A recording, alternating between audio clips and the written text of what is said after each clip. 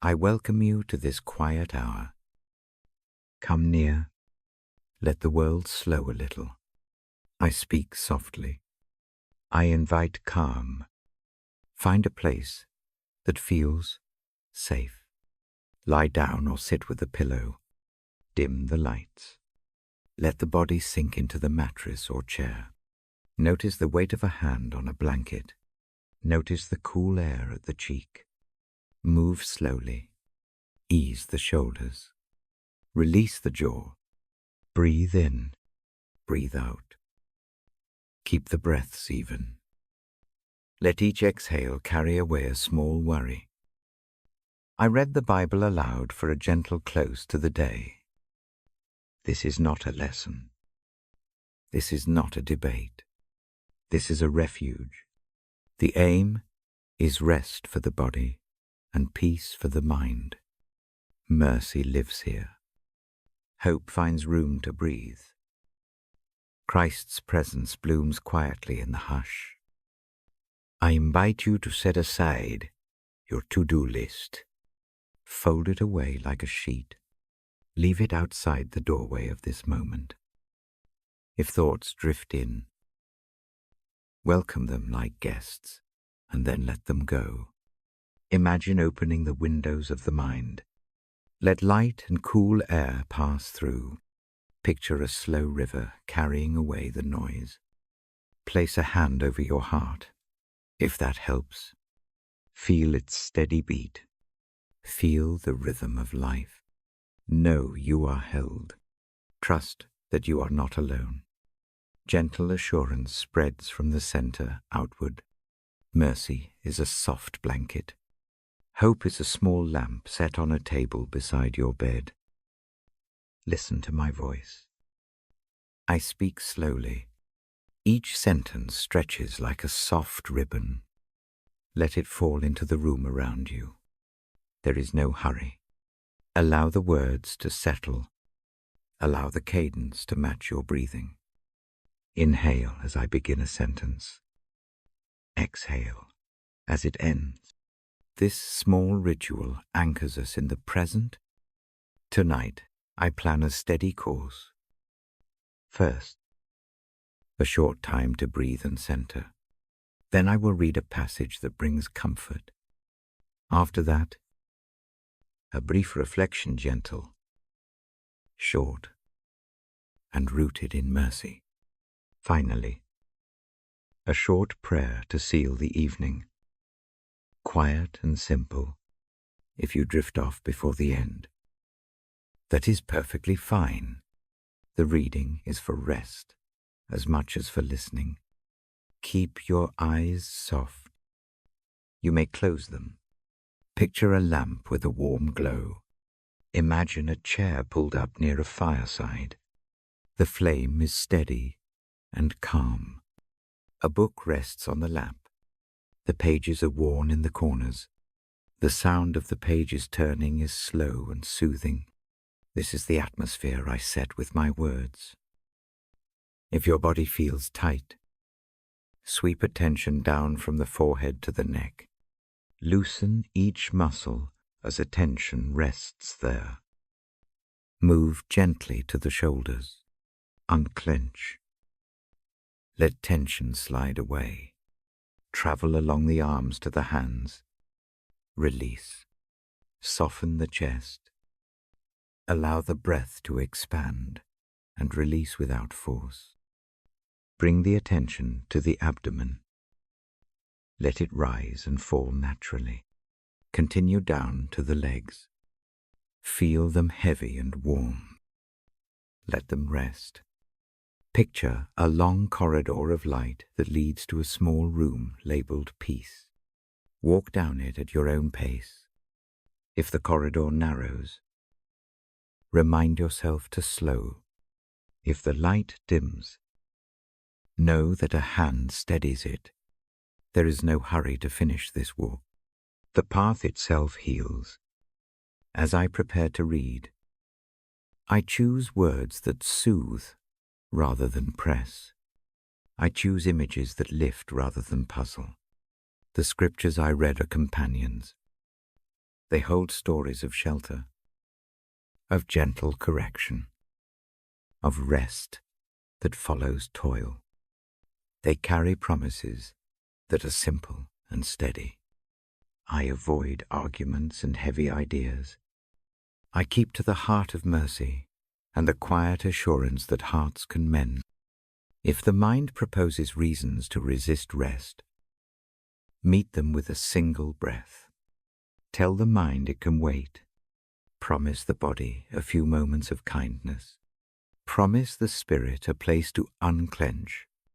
Allow the moment to be small and sacred. Even a short time of peace changes the shape of a night. Tonight, imagine a garden at dusk. The air cools. Crickets begin their steady music. A bench sits beneath an olive tree. Its leaves whisper with each breath of wind. Sit there. Feel the wood under the hands. Feel the soil beneath the feet. Steady and willing to hold you. The garden does not ask for movement. It only invites presence. This is the tone I carry into the reading. I will speak in first person as I guide. I will not speak for you. I will offer what comforts me when I need to rest.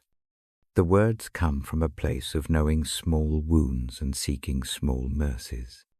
They are offered gently and without demand. Take what you need. Lay the rest aside for later.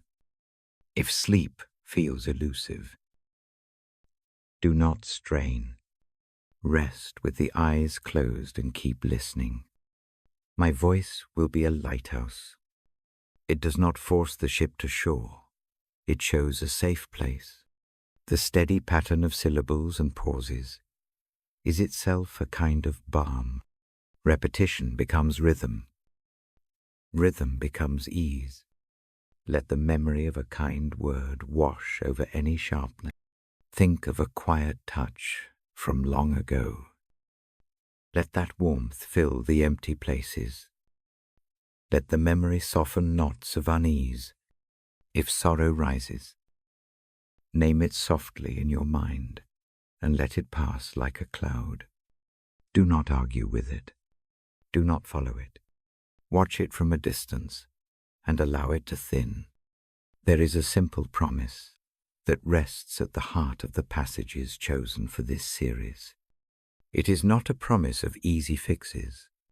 It is a promise that tenderness exists. It is a promise that mercy reaches where effort alone cannot. It is a promise that hope is patient and returns even when the day feels spent. Keep this promise near as a pebble in a pocket. Before I open the book, take one more deep breath. Inhale slowly through the nose. Hold it for a gentle count. Release through the mouth with soft lips. Let the shoulders drop. Let the jaw loosen. Feel the whole body yield a little more to gravity. As the lamp glows low, set an intention that is small and clear. An intention might be as simple as resting well tonight. Another might be to meet tomorrow with a lighter heart. Keep the intention brief. Speak it silently as you breathe. Hold it like a candle in a room. Let it flicker, but do not strain to keep it bright. Now, I will close this invitation and move toward the reading itself. The next sounds you hear will ease into scripture and familiar promises. The tone remains gentle. The pace remains slow. If sleep arrives, accept it. If the mind stays awake, remain present and listen. When you are ready, I will open the pages and begin. I read slowly and clearly. I leave space between each phrase for you to breathe and to sink. Tonight, we rest together. We rest under a quiet sky.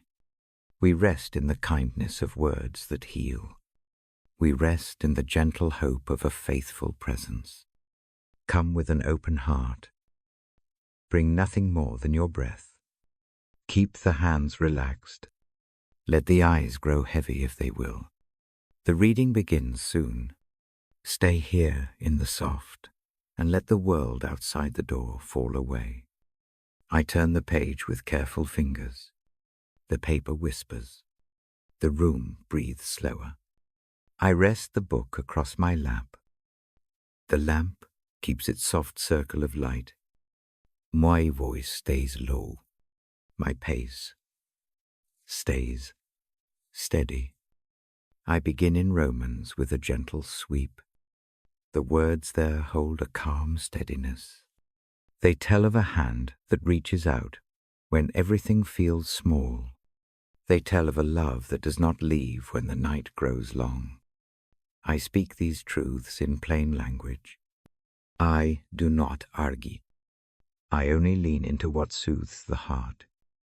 There is a place in those pages where the writer says that the past does not hold the final word. Mistakes and weariness are known.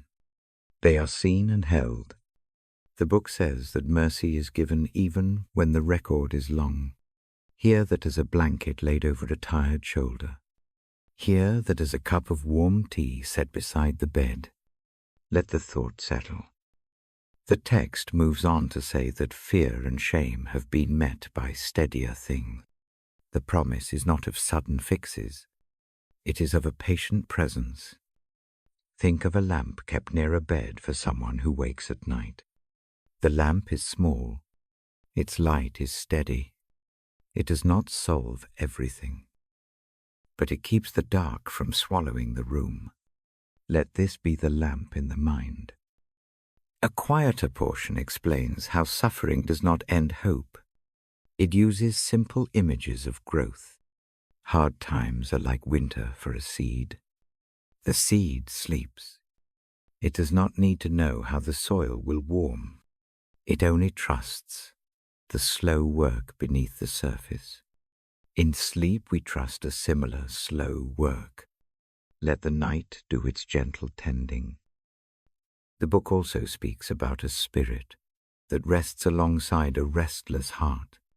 It is described as a companion who breathes calm into the places where words fail. Picture a hand that steadies a thin boat in a small harbor. The harbor is sheltered. The boat is safe. Let that image hold you for a few breaths. I pause between phrases. Breathe in as I speak. Breathe out as I finish a thought. Keep the breaths long and even. Let the body answer to the rhythm of words. The air in the chest moves like a tide. The tide comes in. The tide goes out. With each tide, a small easing arrives. Another passage tells of love that cannot be loosened by any worry or mistake. It lists no harsh conditions. It simply rests on a steady truth love holds. Read this gently in the mind. Not as a law, but as a rest. Imagine a hand holding across a night, unafraid of shadows. Imagine that hand warm and sure. Feel the warmth as a small comfort. There is a part that speaks about hope that is patient. It does not rush or demand. It waits with a kind, steady waiting. Hope like this sits beside a window when rain falls. It waits for the sun to return. It does not judge the rain.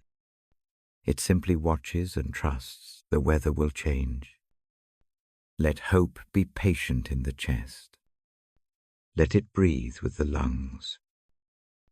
As I move through the pages, I always keep to the gentle edges. I avoid phrases that make demand or stir the mind to argue. The aim is rest. The aim is a soft assurance that someone constant watches over the small and the large parts of a life. If a sharp thought appears, name it softly and let it drift away like a leaf on a slow stream. The reading now slips into a passage that speaks of being carried through hard times by a steady presence. This presence does not erase sorrow. It travels with sorrow like an arm around a shoulder. It says, without loudness, that the burden is not borne alone. Picture walking at twilight with a companion whose steps match yours.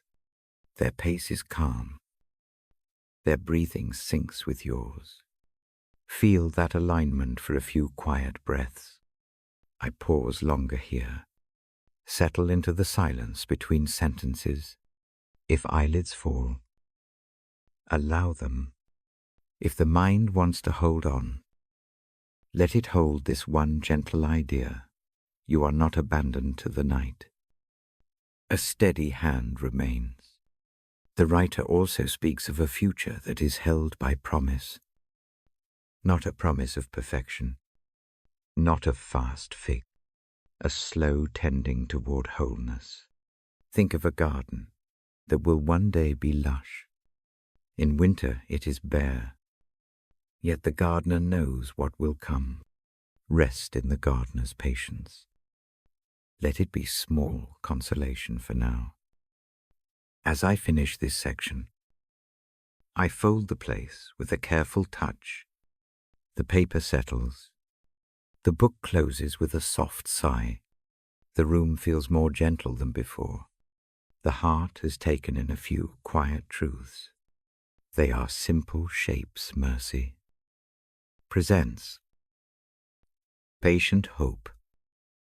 I speak a short reflection now. Mercy is like a warm blanket.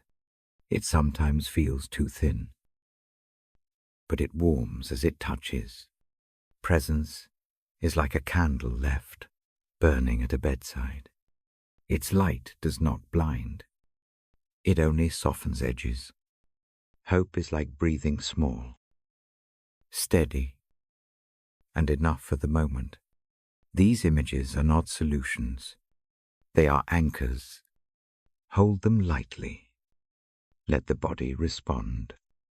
Feel the shoulders drop a little further.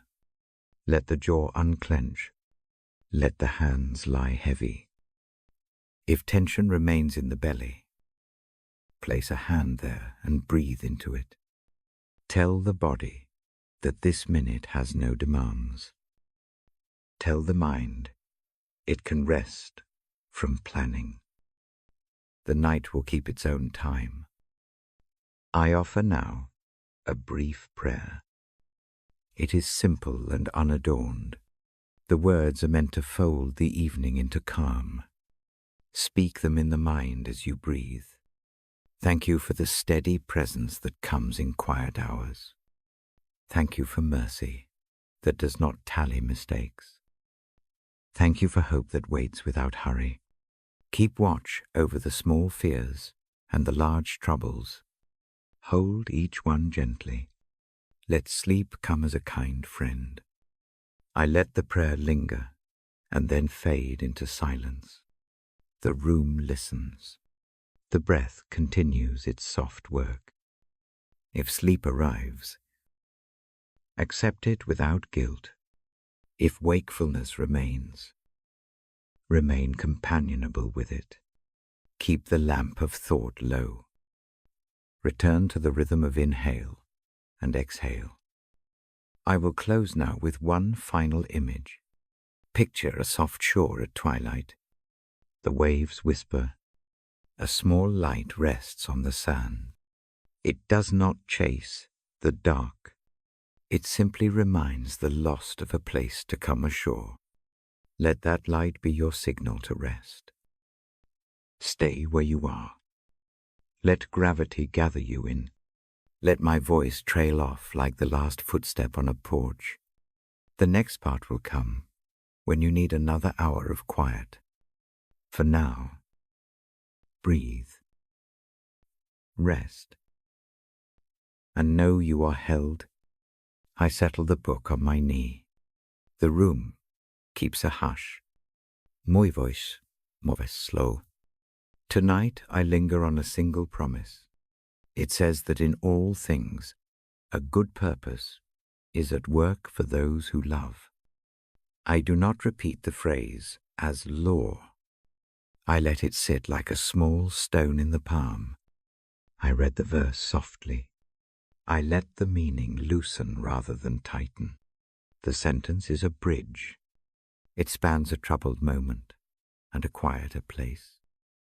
The bridge holds, even when the ground around it trembles. I offer one careful image first. Picture a broken mosaic. Pieces lie scattered on a table. None of them make much sense alone. A hand begins to place fragments. The artist pauses, turns a piece, looks for color and edge. Each small move matters. The finished picture does not show the awkward moments of trial. It shows the whole. Trust in the picture is not immediate. It is slow. It grows as pieces find their place. I hold that mosaic image with us. Some nights the pieces feel endless. Some mornings hardly anything seems to fit. The promise says there is an artist who sees the whole. That does not mean every fragment is easy. It means the fragments are seen and held. Rest comes when we stop trying to be the artist for every tiny shard. Another image arrives a potter at a wheel. The clay resists and yields. The potter's hands are patient. The shaping is quiet work. Pressure and release meet like breath and pause. The wheel keeps turning. The pot gains itself slowly. Heat finishes the work. The final shape is not rushed. It is formed with steady care. Think of hard days as the clay. The shaping can feel rough. The hand that shapes is not absent. It moves with intention. Rest is not escape from the shaping. Rest is confidence that shaping is not careless. I speak now of threads. Imagine a loom spread in the quiet. Threads run in many directions. Close to one thread, the pattern is confusing. Step back, and a design emerges. The weaver works by sight and memory. The threads that cross in a knot now will make a line later. Small crossings do not always make sense in the moment. Hold that as a gentleness toward confusion. If the path looks jumbled tonight, it does not mean it will stay that way. A design can be forming that our present sight does not show. Patience here is not passive waiting. It is a quiet openness to a shape that will be revealed. I keep my sentences short. I speak slowly. Each breath is a small ritual. Inhale as the thought begins. Exhale as it ends. Let the rhythm hold the heart. There is a plain comfort in the promise that all things work for good. It is not a promise that everything will be easy. It is not a promise that pain will vanish quickly. It is a promise that no thing falls outside gentle attention. That attention is like a hand on the back during a long climb. The hand is present. It does not remove the hill, but it steadies the step. I place simple examples nearby. A neighbor brings a warm loaf. A letter arrives that softens worry. A child laughs in sleep. A remembered kindness brightens a cold morning. These small mercies are not trivia. They are threads of good woven into a larger design. Notice them tonight. Let them rest in the chest. If worry keeps its seat, do not argue with it. Offer it a small task. Tell it to be quiet for a moment, while breath sets the pace. Imagine placing the worry in a shallow box and setting the box on a shelf. The box does not disappear. It simply sits where it will not crowd the ear. I read the promise again in a quiet paraphrase. I let the sound be a soft rope to hold. The phrase winds around the thought like a slow vine. The vine does not force the bloom. It encourages growth. There is a gentle discipline to rest. It asks for fewer decisions. It asks for kinder sentences in the inner speech. Replace harsh commands with soft invitations.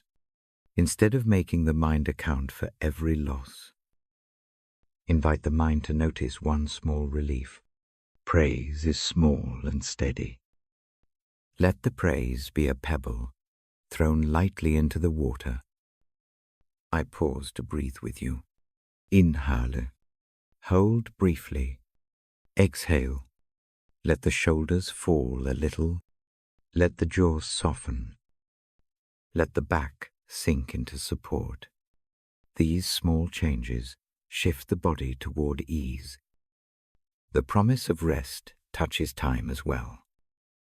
We live with long shadows of trouble and bright, quick joys. Time folds them together. The promise does not erase memory. It rearranges meaning. An ache kept company by patience can become a teacher. A narrow door closed can later reveal a different room. The mind that leans on this promise can find a slower view of the hour. I do not press the mind to agree. I offer images and space. If the thought resists, allow it to be present like rain at a window. Do not let rain dictate the work of the whole day. Watch it. Let it pass. The promise remains even when the mind doubts.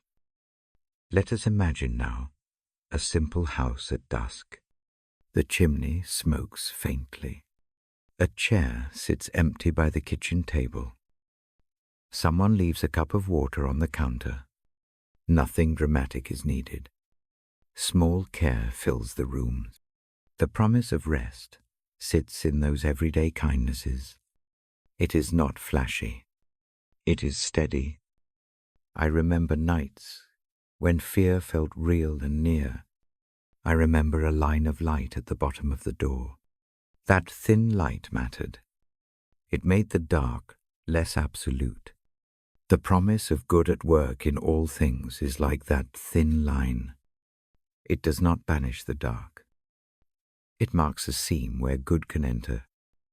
My voice grows softer now. I place a brief reflection, like a cloth, over a small wound. Mercy is not a show. Mercy is quiet presence that does not tally failures. In the small hours, it is a presence that breathes with us. Hold that thought gently. I offer a short practice before sleep. Pick one fragment to place with care, a memory you can hold without sharpness, a simple kindness received, a task left undone that will keep until morning. Place it in the palm of the mind. Picture a gentle keeper setting it down in a safe place. Close the hand and trust the keeper for a little while. Now a very short prayer. The words are spare. Speak them inside as a lullaby. Thank you for steady care. Help the mind to rest from proving itself. Hold the scattered pieces. Keep the night gentle. Let sleep come when it will. I let the prayer breathe out and fade. The book rests now closed. My fingers linger on the cover. The room keeps its calm. If sleep comes, accept it without apology. If wakefulness stays, keep company with it and listen for small mercies. I end this part with a soft promise. We will return to the pages in the next hour. We will read a bit more about patient hope and quiet courage. For now, let the mind grow warm and slow. Let the breath be wide and even. Let the small stone of the promise lie in the palm and feel heavy enough to anchor, but not so heavy as to burden. Stay where you are. Let the body sink. Let my voice dim like the last page closing. Rest here in the quiet knowledge that pieces are seen. Rest in the thought that a good purpose moves gently through the night. I open the book again with a soft motion. The lamp keeps its small circle of light. My fingers rest on the page. Tonight, I move to the next thought in the quiet list. It begins with the phrase, power of. The sentence grows into a gentle word, power of the Spirit. I read that idea slowly. I let it breathe. I say first what I do not mean. Power here is not loud. It is not a storm that frightens the house. It is not a force that pushes or shoves. This power is quiet. It moves like a steady current beneath ice. It hums low and keeps life where the cold might otherwise hold it still. I speak the verse in a soft paraphrase. The text says that the Spirit is given to us as a steady breath.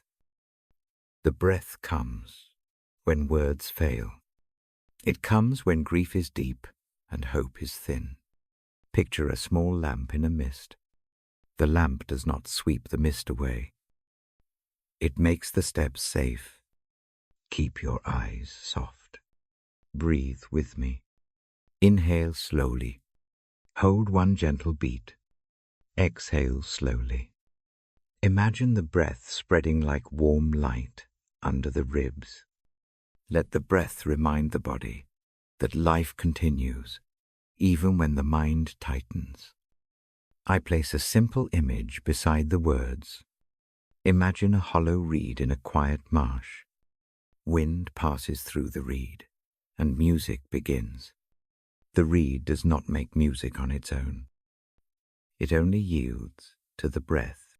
In the same way, the human heart can yield to this quiet power. The yielding is not weakness.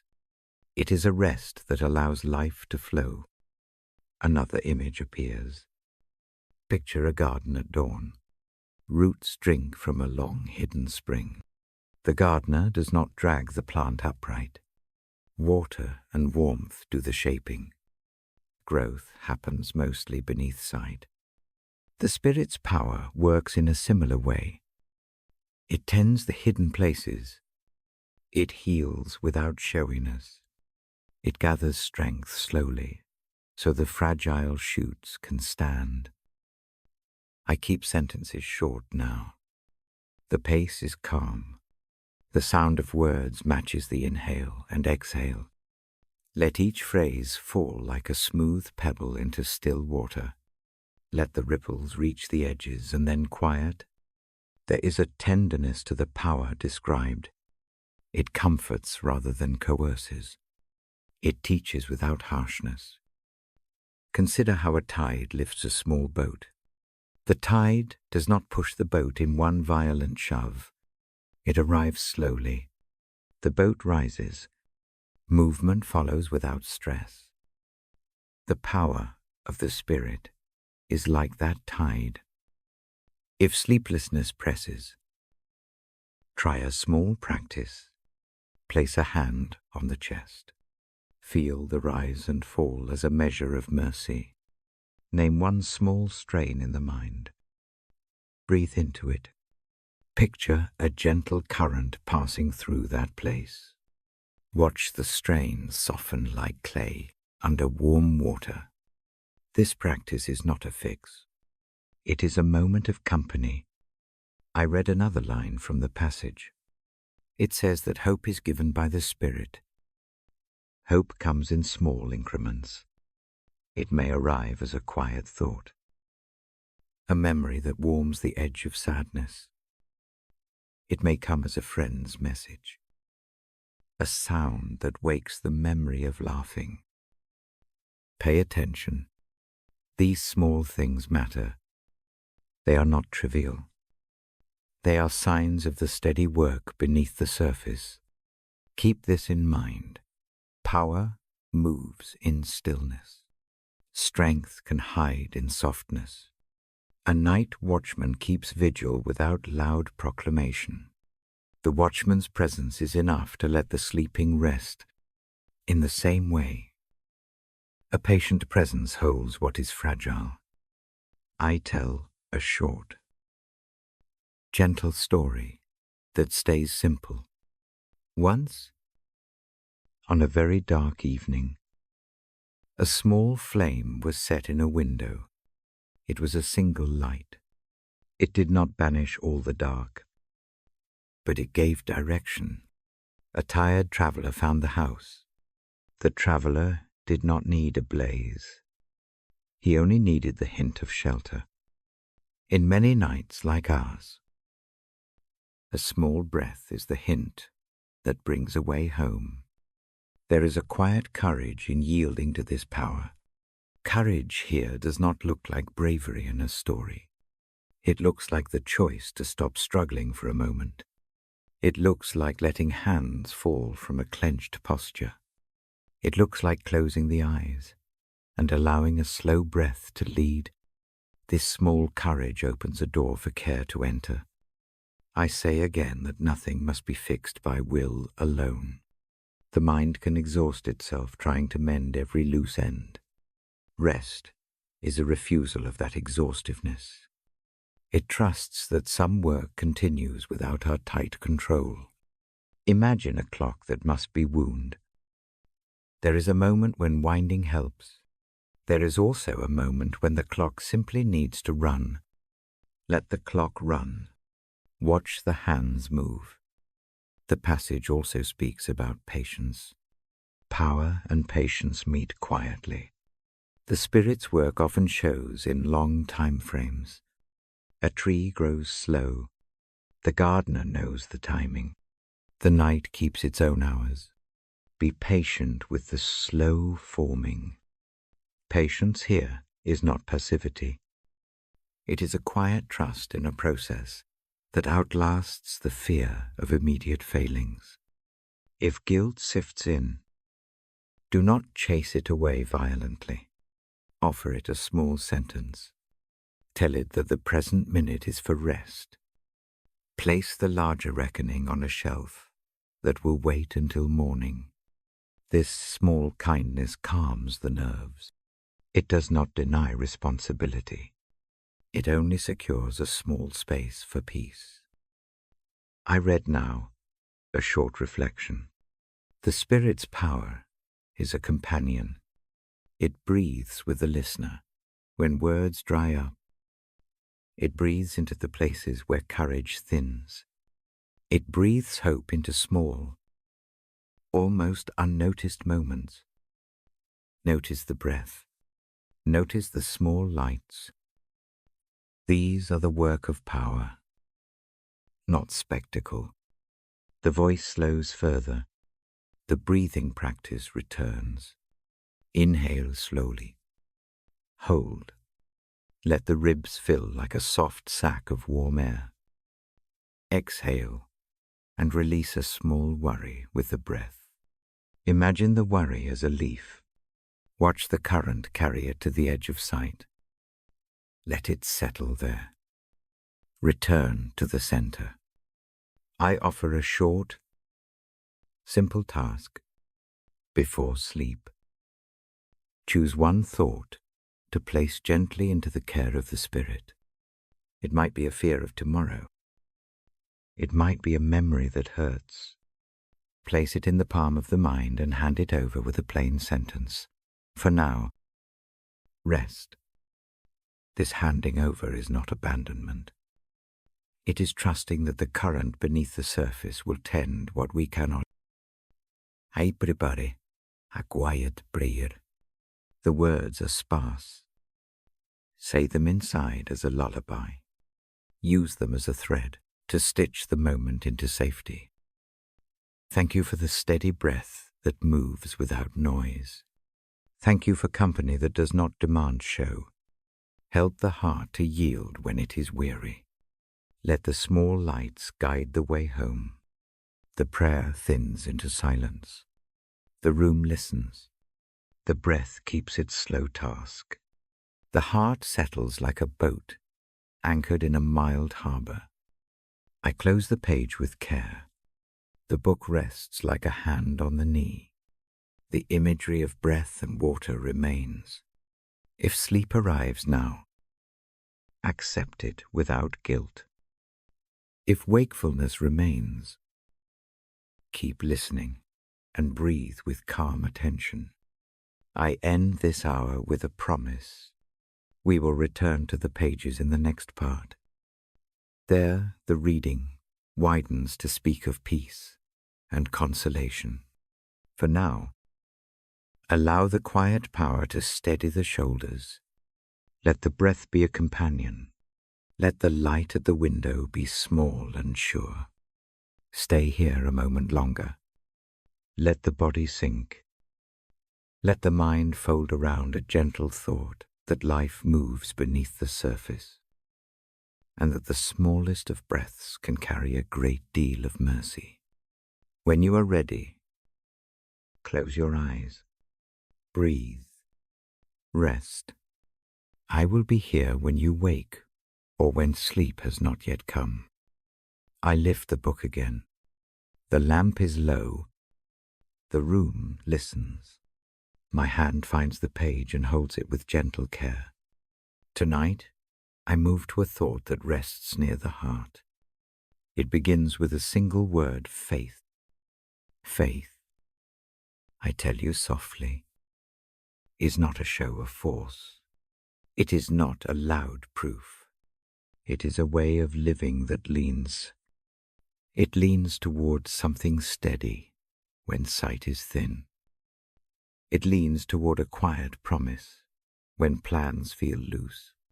The phrase, "the righteous will live by faith," becomes an invitation more than a rule. It asks us to breathe slowly and trust one small step at a time. Picture a bridge at dawn.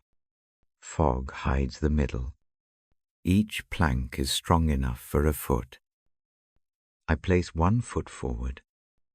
The plank holds. I do not see the whole bridge. I only feel the wood under my toes. Faith is that first step. It trusts the plank for the next moment. It trusts that a hand will be there if needed. This trust does not demand certainty. It accepts a steady presence beneath the doubt. Think of a lamp set at the edge of a path. The lamp glows without fanfare. It shows the next 3 paces. It does not reveal the entire journey. Walking by that lamp is enough for now. Each step is made in the light given. That light is the practice of faith. It is small. It is sufficient for the moment. When the mind frets over larger questions, do not force an answer. Breathe. Put the question down like a weight. Take one small thing you know is true, a kindness received, a morning that came, a gentle hand, and make that the lamp for the next breath. Let faith gather around these small facts, like kindling around a spark. It does not produce a blaze overnight. It warms enough to steady the hands. There is a posture to faith. It is not stubborn certainty. It is an openness that says, "For now, I will rest my weight here." It is an acceptance that I cannot hold every loose end tonight. It is a soft permission to be human and to be held anyway. This permission is a relief. It is a quiet shelter. I offer a short practice. Place one hand over the heart. Breathe in slowly. On the out-breath, say the single word trust. Quietly, in the mind. Repeat 3 times. Each repetition is not a proof. It is a reminder. Let the chest rise and fall with that reminder. Notice how the shoulders release by a hairline each time. Let the mind understand that its job for this minute is to breathe and to be held. Move now to another gentle image. A gardener plants bulbs in autumn. The soil is cold. The bulbs vanish beneath the earth.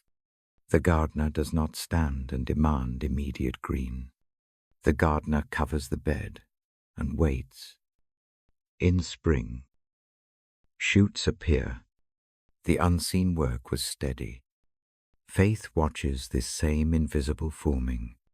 It accepts that growth often happens where eyes cannot reach. This patience is a form of faith. It is quiet trust in a larger rhythm. I read the passage about faith with care. It speaks of living, not of performing. It speaks of a way of being that accepts mercy, not a ledger of earned favor. Hear this as a soft folding of a blanket around a person who has shivered too long. The blanket is not a statement of worthiness. It is a simple comfort. Now I bring the next thought near forgiveness. The book tells of a path to forgiveness that is not a quick erasure. It is a slow opening. The phrase, path to forgiveness, sits like a small river on a map. It moves toward a larger sea, gentle and certain. The path is wide enough for a tired foot. It welcomes the stumbling and the slow steps. Imagine a small brook after rain. Mud clings to shoes. The brook does not scold. It moves its water over the mud and loosens the clay. Soon the shoes feel lighter. Forgiveness works like that water. It does not pretend the mud never existed. It simply washes what can be washed and leaves the foot ready to walk again. There is a quiet, surprising line that helps here. It says that love is shown even when mistakes have been made. Love reaches into the messy place. I keep that line soft. I do not use it to argue. I use it as a lantern. When shame or guilt presses, imagine a hand reaching into the dark and taking the burden for a moment. That act is not a denial of consequence.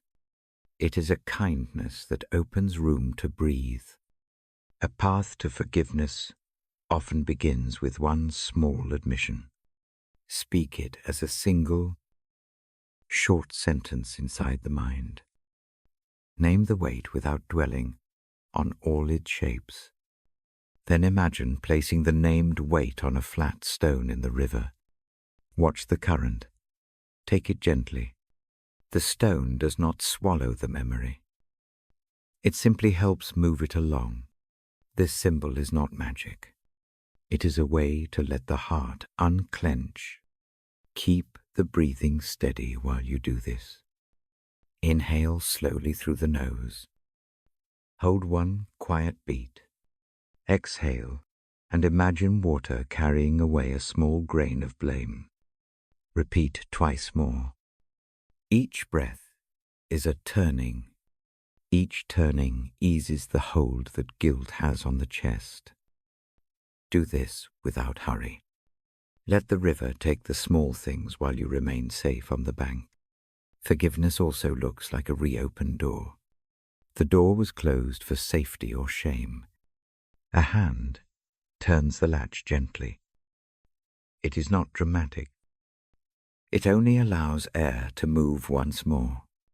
Standing in the doorway, the view is altered. A corridor appears that was hidden. Walk a few steps. Notice how the feet remember balance. Notice how the shoulders soften. I offer a short image of evening light. A room that held a hard conversation grows quieter. The sun slips down and paints the floor in gold. That golden light does not fix what was broken. It simply holds everything in gentleness.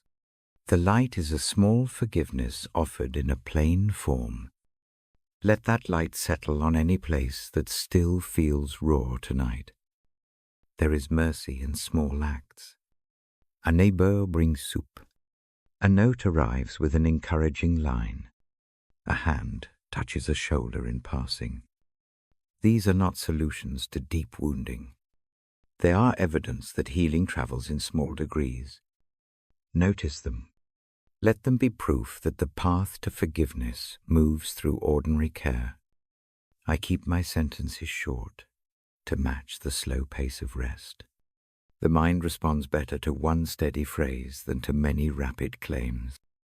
Breathe with me. Inhale. Hold. Exhale.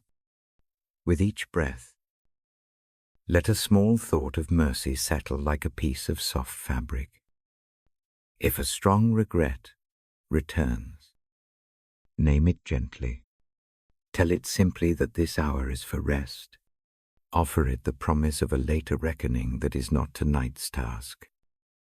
Place the regret into the palm of the mind and hand it to a keeper of peace. The keeper will not erase responsibility. It will protect the night from being consumed by it. This temporary handing over helps the body relax. I now say a brief reflection. Faith and forgiveness are companions. One opens the door to walk, and the other eases the stones underfoot. Together they ask for a small trust that the night can be a time of mending. And that mercy arrives in gestures both small and steady. Keep these images near as a comfort when wakefulness lingers. Before I close this part, I offer a tiny practice to carry into sleep. Think of one small kindness from today. Hold it in the mind for 3 breaths. Let it grow with each breath, as if light were expanding from it. Then, with a soft inward word, say thank you. This is not a litany. It is a quiet letting of the heart rest on what is good. I end with a short prayer. The words are simple. Speak them inside as a lullaby. Thank you for gentle ways to trust. Thank you for a path that leads toward forgiveness. Help tonight to hold loose the burdens that need not carry on the pillow. Keep the heart open to small mercies and steady lights. The prayer fades into the room. I close the book with a careful hand. The lamp keeps its circle. The breath keeps its slow trade. If sleep comes, lead it. If wakefulness remains, keep these images near and return to the breath. I will come back to the pages again. We will read more when you need another hour of quiet. For now, let faith be a lamp at the next step. Let forgiveness be a river that eases the foot. Rest in that thought. Breathe. Sleep when you are ready. I am here. I lift the book gently. The lamp keeps a small island of light. My fingers find the page and rest. Tonight I move to a short line that asks for change of heart. I read it slowly in a quiet paraphrase. It calls for the mind to be made new. It asks that one not simply copy the noisy patterns outside. It invites a different kind of living from the inside out. I do not press the sentence into a lesson. I let it be a soft invitation. Change here is not a sudden rewrite. It is a slow becoming. Think of a room that needs rearranging.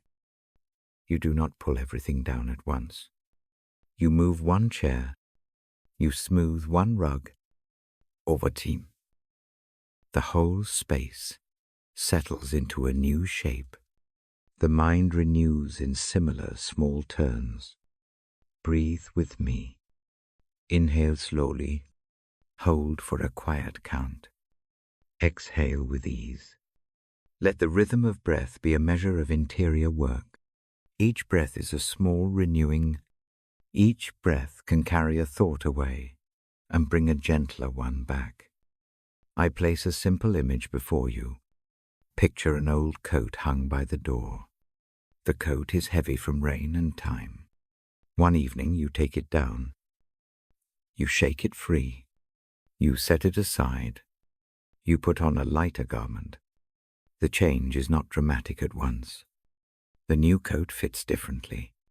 The shoulders relax. You move easier. Transformation in spirit begins like that. It starts with removing one heavy piece and choosing something lighter.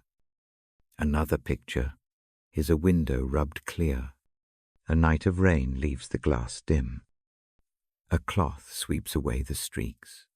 Sunlight peeks through.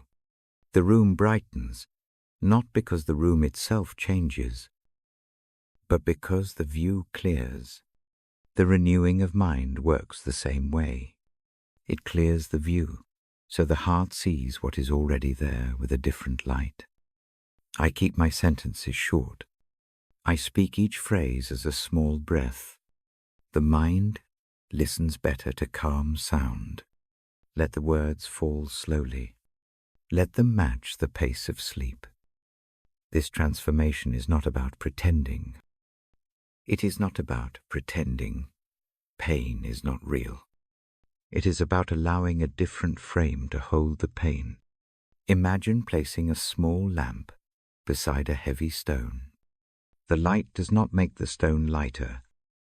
It makes the stone easier to see and to set down. The new frame helps the hands that hold it. I offer a tiny practice to try tonight. Choose one small habit that tilts thought toward peace. It might be a 5-breath pause before replying to a worry. It might be a soft phrase, whispered inward. This minute is enough. It might be naming one good thing from the day. Do the chosen practice once before sleep. Keep it simple. Keep it kind. Small repetitions shape the mind more than grand effort. Now a gentle exercise for the mind. Picture a shelf with several jars. Each jar holds a worry or a plan. Move one jar to the back. Leave the others where they are. Tell that one quietly that it will wait. Place your attention on a single jar that holds something like gratitude or a calm memory. Study that jar for a breath or two. Notice the weight shift. This is a way to renew attention. It is a small training of the mind. I read the passage again in a paraphrase. It suggests that being renewed is not copying what the louder world offers. The world often asks for hurry, sharpness, and proving. The renewal I speak of asks for gentleness, patience, and a slower reckoning. It teaches the heart to notice. The heart learns to choose small, steady things over flashy claims. The change also touches how we speak to ourselves. Replace harsh verdicts with gentler phrases. If the inner voice says you failed, answer it with a short, clear phrase, I am trying. If the inner voice lists mistakes without end, hold up a hand and say, for now, rest. These small diplomatic acts between parts of the self soften the interior climate.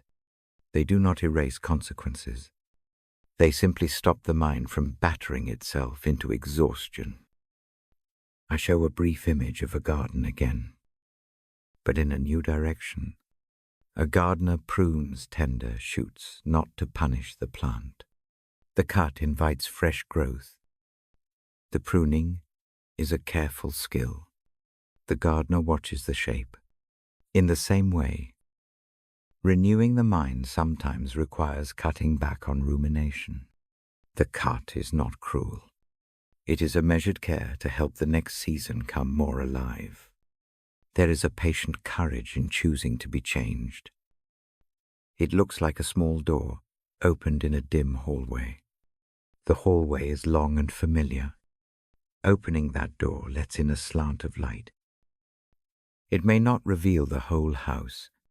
It reveals enough to walk the next steps. That is enough for tonight. If anxiety wakes, do not wrestle it at full strength. Invite it to sit beside you for a moment. Offer a small question. What does worry need? Then listen for a simple answer. Often the answer is a need for rest, for a plan, or for a kind word. Give what you can in small measure. If all you can give is a breath, then give a breath. The breath is a beginning of renewal. I speak now about habits. Habits are the small tracks carved by repeated action. If the tracks lead to fear, it is hard to step out. Begin with a tiny new step. Walk across the room. Read a line of a book you love. Make a cup of warm water. These acts matter. They repattern the day bit by bit. They introduce a new grammar to the interior language. Let the lungs match the idea. Inhale, come. Exhale, release. Do this 3 times. With each cycle, imagine the mind turning a page. The old page remains in memory. The new page fills with a gentleness that was not there before. Turning pages is ordinary. It is the way stories continue. I offer a shorter practice for forgiving the self. Gently, take a small moment to name one regret. Speak it inward without drama. Place it in a quiet container of thought. Tell it you will look at it tomorrow with clear eyes. For tonight, set it aside. This simple act is part of renewal. It keeps the night from being crowded by yesterday's mistakes. Transformation in spirit also invites a gentleness toward others. When rage or sharpness rises, imagine a soft cushion between words and tongue. Let the cushion absorb some of the force. Speak later if needed. Soft words, steady relationships. They do not solve every hurt. They prevent needless fresh wounds. I read a short reflection now. The mind that renews itself learns the rhythms of rest and action. It knows when to be small. It knows when to be brave. It practices each with a steady breath.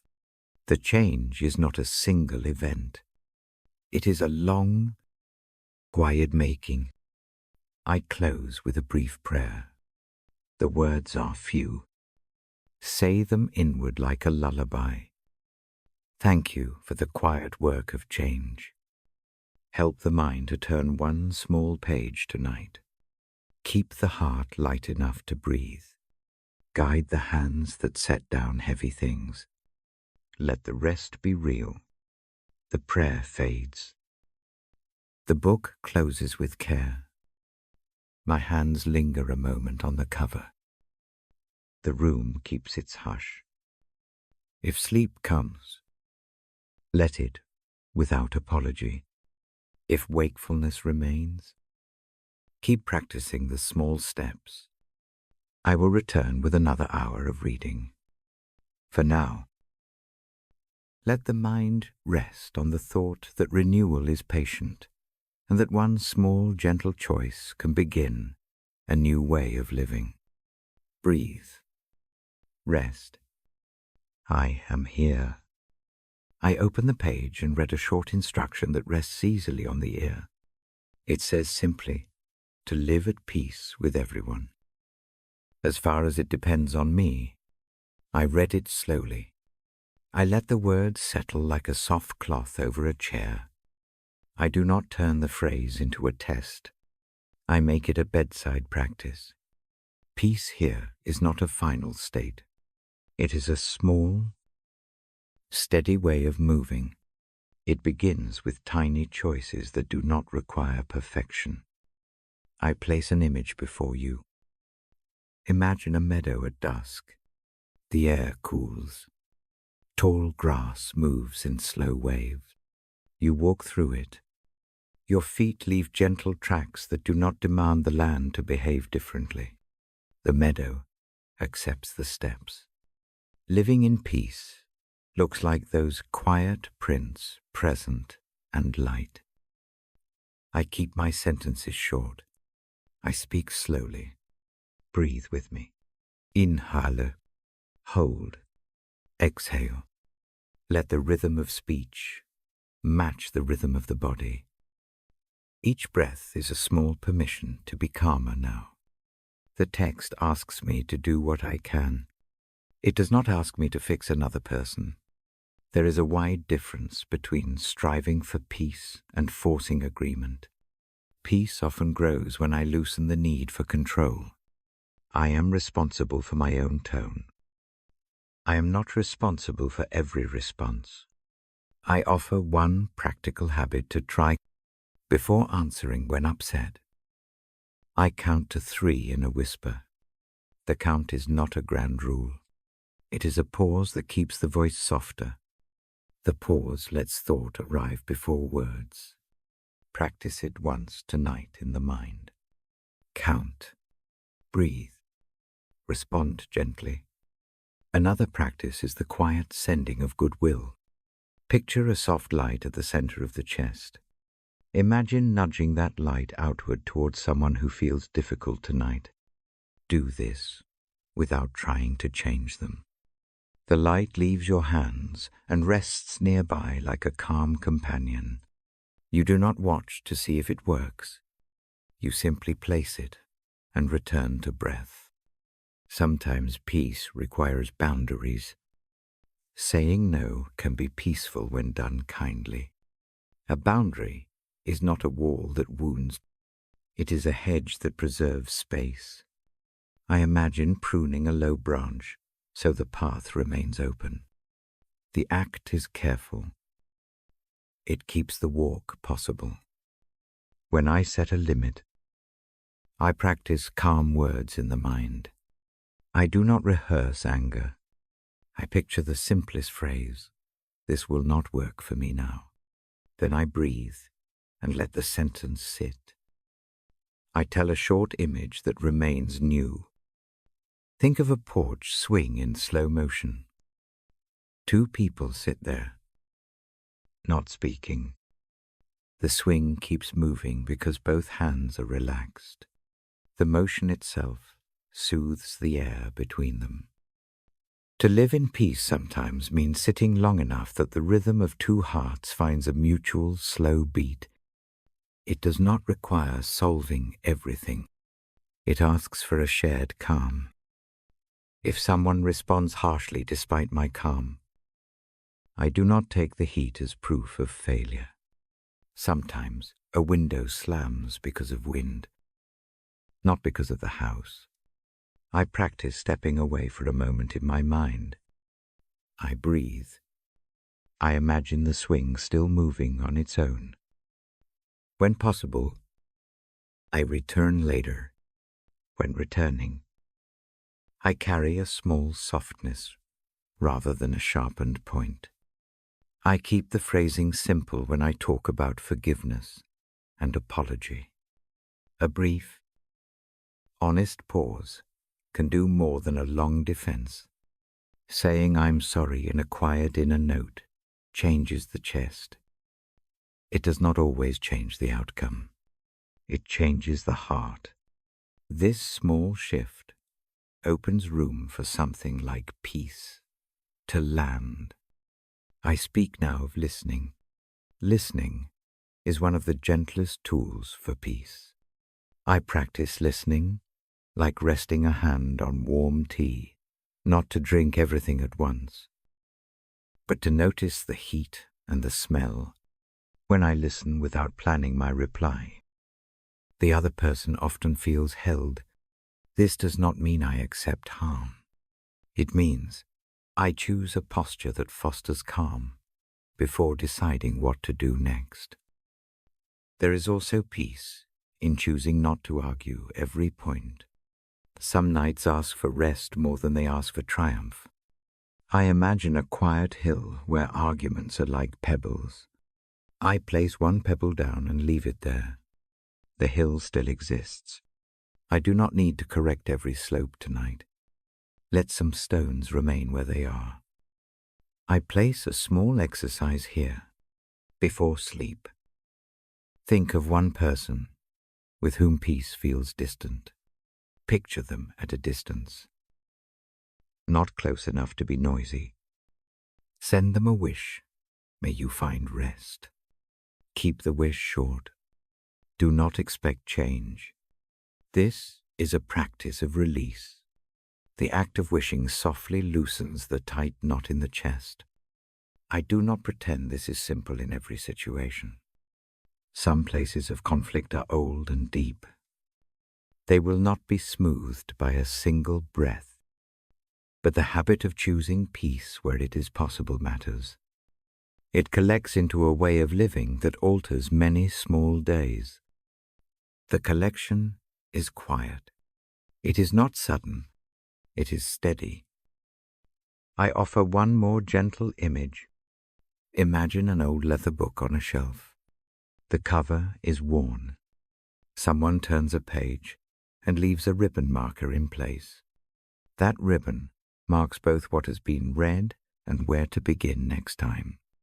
Living in peace is like that ribbon. It preserves a safe place to return to. After a hard exchange, it reminds the heart where to begin again. Now a short guided breath. Inhale slowly. Imagine drawing peace into the lungs like soft music. Hold one beat. Exhale and let the music leak out to the edges of the room. Repeat twice. With each cycle, feel the chest relax a little more. Let the muscles around the jaw and shoulders soften. I read now a small reflection. Peace that depends on me is generous and small. It asks for patience, for quiet clarity, for brief honesty, and for the willingness to step back when needed. It values rest as much as resolution. It trusts that a night of calm can change the morning. Before I close, I offer a brief practice to carry into sleep. Place one hand over the heart and one over the belly. Breathe in to the count of 4. Breathe out to the count of 5. With each exhale, imagine one small tension releasing. Name it inwardly, not mine to fix. Now, let the words be soft. Let them fall like a feather onto the bed beside you. I end with a short prayer. The words are spare. Breathe them inside as a quiet lamp. Thank you for the small work of peace. Help me to choose calm where I can. Keep me from carrying what is not mine. Teach patience in small steps. Let rest come. The prayer fades. The book closes lightly. My voice lowers to a near whisper. If sleep arrives, accept it without guilt. If wakefulness remains, keep the gentle practices near. Live in peace as far as it depends on what I can do. I will be here with the next reading when you need another hour of slow words. For now, breathe, rest. The night holds us. I open the book and breathe with care. The room keeps its hush. My fingers turn the page slow. Tonight I read a short line that changes the shape of fear. It says that a spirit of fear is not the last word. Instead, a different spirit comes a spirit that makes one a child at home. I do not speak as a sermon. I speak as one who sits by a bedside and reads a lullaby. The voice is quiet. The aim is rest. Picture a child at night. The house is large, and the corridors long. The child once wandered alone. Now a hand finds the small shoulder and guides it home. The child hears a name called softly. The name is familiar. It says belonging. The sound of that name unwinds tightness. This is the shape of adoption in simple terms. It is a place where fear does not have the last room. I place a new image beside that one. Imagine an old key and a small door. The key is warm from use. It turns in the lock with no rush. The door opens onto a room that smells of linen and quiet. No one asks for proof at the threshold. Entry is given by a simple invitation. Rest sits on a chair in that room and waits. Fear may knock at the door. It may rustle the curtains. But the house is home. And home keeps a steady watch. Keep your breath slow as I say this. Inhale. Hold a gentle count. Exhale. Let the chest answer. Let the lungs do their quiet work. Each breath is a small step away from alarm. The text I read says not to accept a spirit that makes the heart small. It offers instead a spirit that calls one child. Callings change how the night feels. When called by name, the ear remembers a promise. The promise is not sharp. It is a soft hand on a forehead. It is permission to be. Try a single practice with me. Picture a woven basket beside the bed. Name one small fear aloud in the mind. Place that fear into the basket. Lay it down gently. Close the basket woven loop with an inward word. For now. Rest. The basket does not erase the fear. It keeps it from taking the bed. Another small image, a cradle that rocks with no hurry. The rhythm is slow. The rocker does not demand wakefulness. It invites trust. As the cradle moves, the body unwinds. The mind learns that motion can be restful. Fear often tightens like a coiled spring. The cradle learns the spring to loosen. If the mind asks 1,000 small alarms, give it a tiny task. Ask the mind to list only 3 things that are true in this room right now. The coolness of the air, the weight of the blanket, the sound of a distant street. Keep the list short. Truths anchor the heart to what is present. They are small nails that hold the night steady. There is a quietness in adoption that is different from self-reliance. It does not urge proving worth. It loosens performance. Picture a child who has been invited in from the rain. The child stops shaking off water and simply sits by the fire. No one asks for receipts. The household gives a towel and a cup. That household is the image I bring for tonight. It is not a boast. It is a shelter. When shame arrives like cold, do not chase it with argument. Name it with a soft breath. Say a single honest phrase. Inwardly I am known. This phrase is not a lecture. It is a small lamp. It sheds enough clarity to let the body relax. I read now a short reflection. Fear often speaks in loud hypothetical sentences. It invents storms and lists, disasters. The spirit of adoption does not deny caution. It sits beside fear and steadies the hand. It does not silence every worried thought. It offers a companion to carry what is heavy. Let the next image be of a harbour at dusk. Small boats bob where they are tethered. The harbour walls do not claim each vessel. They hold the space where the boats can ride the water gently. Being called child is like being given a safe mooring. Wind still comes. Waves still rise. The rope holds. The boats do not have to fight the sea alone. I guide a soft exercise for the body now. Place a hand over the sternum. Feel the slow beat beneath the ribs. With each inhale, imagine a warm tide moving from the chest to the fingertips. With each exhale, imagine a thin thread loosening from the heart. Repeat 3 times. Let the hands be witness to this small change. The heart needs small witnesses. I do not ask for grand faith tonight. I ask for a small reception, a way to receive a word that says belonging. Hold that word like a stone in the pocket. It is small enough to carry. It does not weigh down the walk. At unexpected moments, it presses a steadying reminder to the thigh. There is also a practice for courage in darkness that looks quiet when a sharp worry wakes the mind. Imagine answering it with a single sentence. I belong to someone who keeps watch. The sentence need not be analyzed. It simply rests in the chest.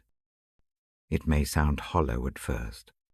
Repetition fills it with meaning, like an old clock. The phrase ticks until steady time returns. I tell one more image before the prayer. Think of a linen cloth laid over a sleeping face when the night is raw.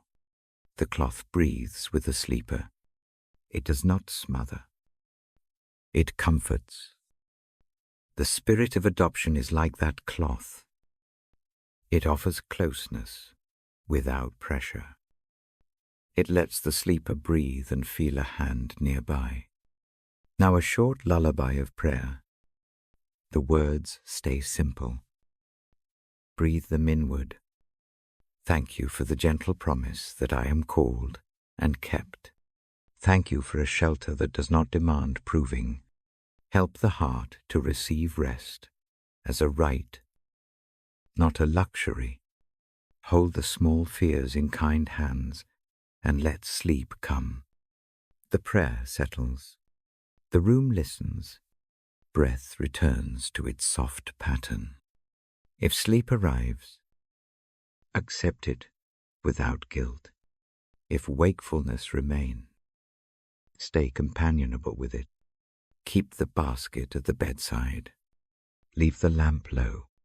Remember the small key and the room that waits. I close the page with a careful hand. The book rests like a palm on the knee. The next part will take us deeper into courage that grows in quiet places. For now, let belonging be enough. Let that thought be a pillow. Let the night do its slow work. Breathe. Rest. I will read again when you need. Another hour of gentle words. I open the page with a careful hand. The lamp keeps its soft circle. The room stays still. My voice comes low. I read the words that say nothing can remove the hold of love. They arrive like a quiet shore against a restless sea. I do not argue the claim. I let the phrase sit like a warm stone in the palm. The idea is not a formula. It is a small refuge. Let it be a place to rest. Think of an anchor lowered at dusk. The ship rocks. The rope hums. Storms pass beyond the headland.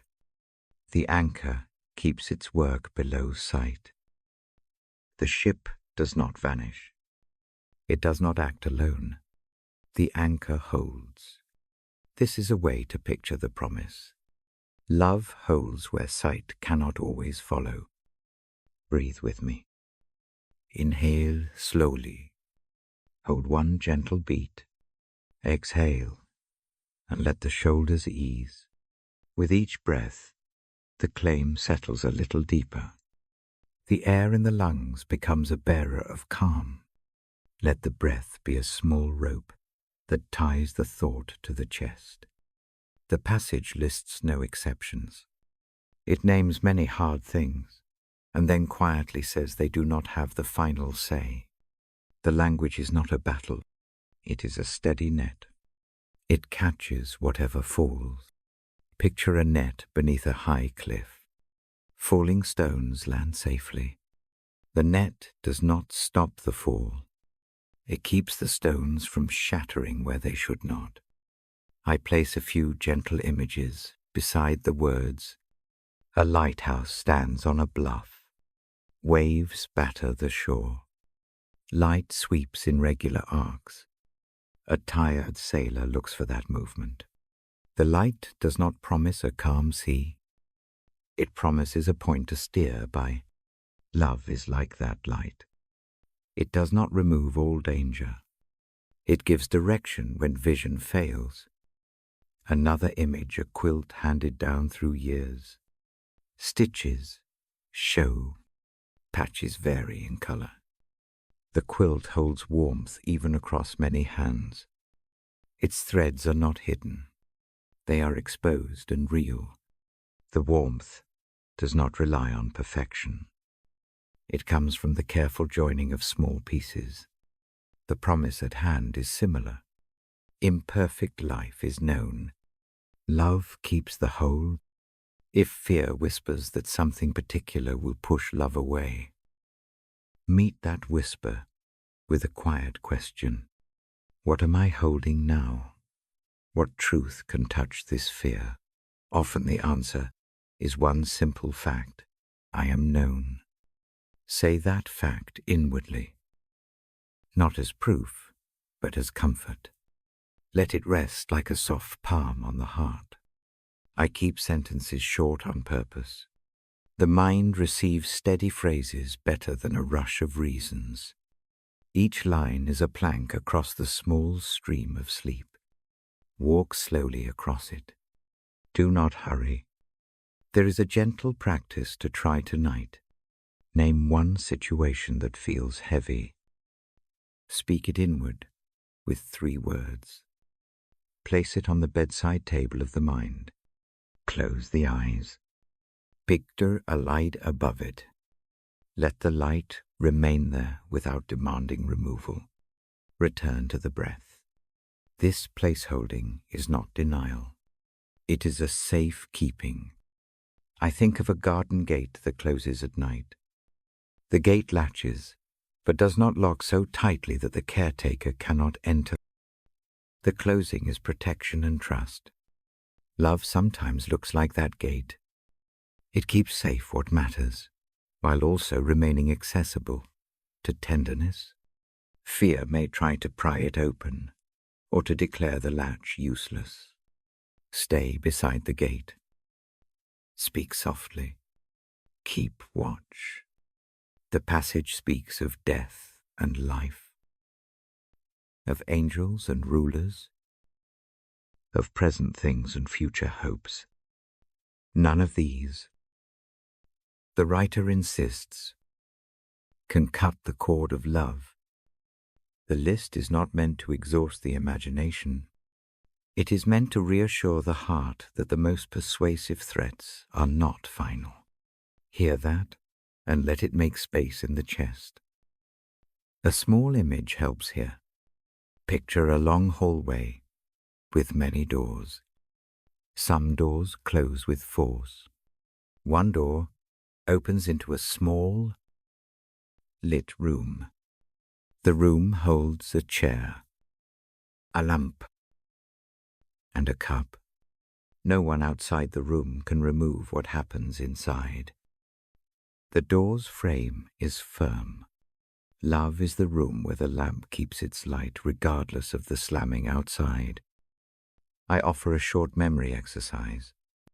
Bring to mind one evening when a quiet kindness arrived unexpectedly. It can be a warm meal, a note, a hand on the shoulder. Stay with that image for 3 slow breaths. Let the feeling of that small mercy echo. These echoes are evidence of a steadier pattern. Collect them like pebbles and keep them in the pocket of the mind. If guilt asks whether love will still hold after mistakes, do not let the question wage a long battle tonight. Name one small thing to do in the morning. Make it a graceful act. It need not be grand. A short apology, a returned call, a small correction. These steps matter in the daylight.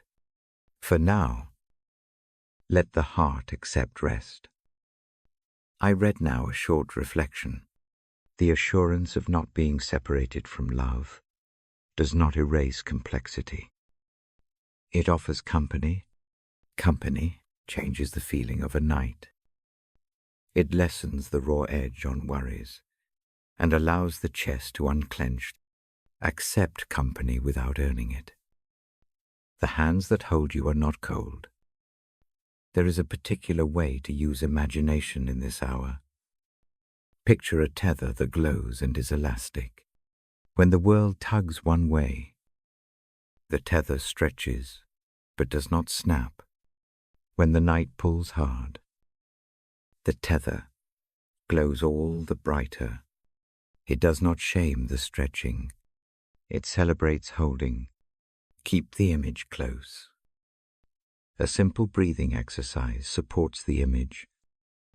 Inhale and imagine the tether drawing a gentle circle around the heart. Hold 1 beat. Exhale while the circle widens and holds a small space of rest. Do this twice. Let the motion become a lullaby for the nervous places. I do not promise immediate fix. I promise steadiness. Small comforts gather. A steady rhythm of breath. A remembered kindness. A phrase tucked into the pocket of the mind. These are not grand solutions. They are the tools of a slow night. If sleep feels distant, try a small counting practice. Breathe in and count 1 gentle word. Breathe out and count 1 calm image. Keep counts soft and without hurry. The numbers are not goals. They are anchors that keep attention present and away from the cliff of anxious ruminations. There is mercy in the promise of inseparability. Mercy does not scrub life clean. It keeps company with the mess. It offers a hand that does not tally offenses before it gives warmth. Hold that thought lightly. Let it soften the jaw and the brow. I close this reading with a brief practice of trust. Place both hands over the heart.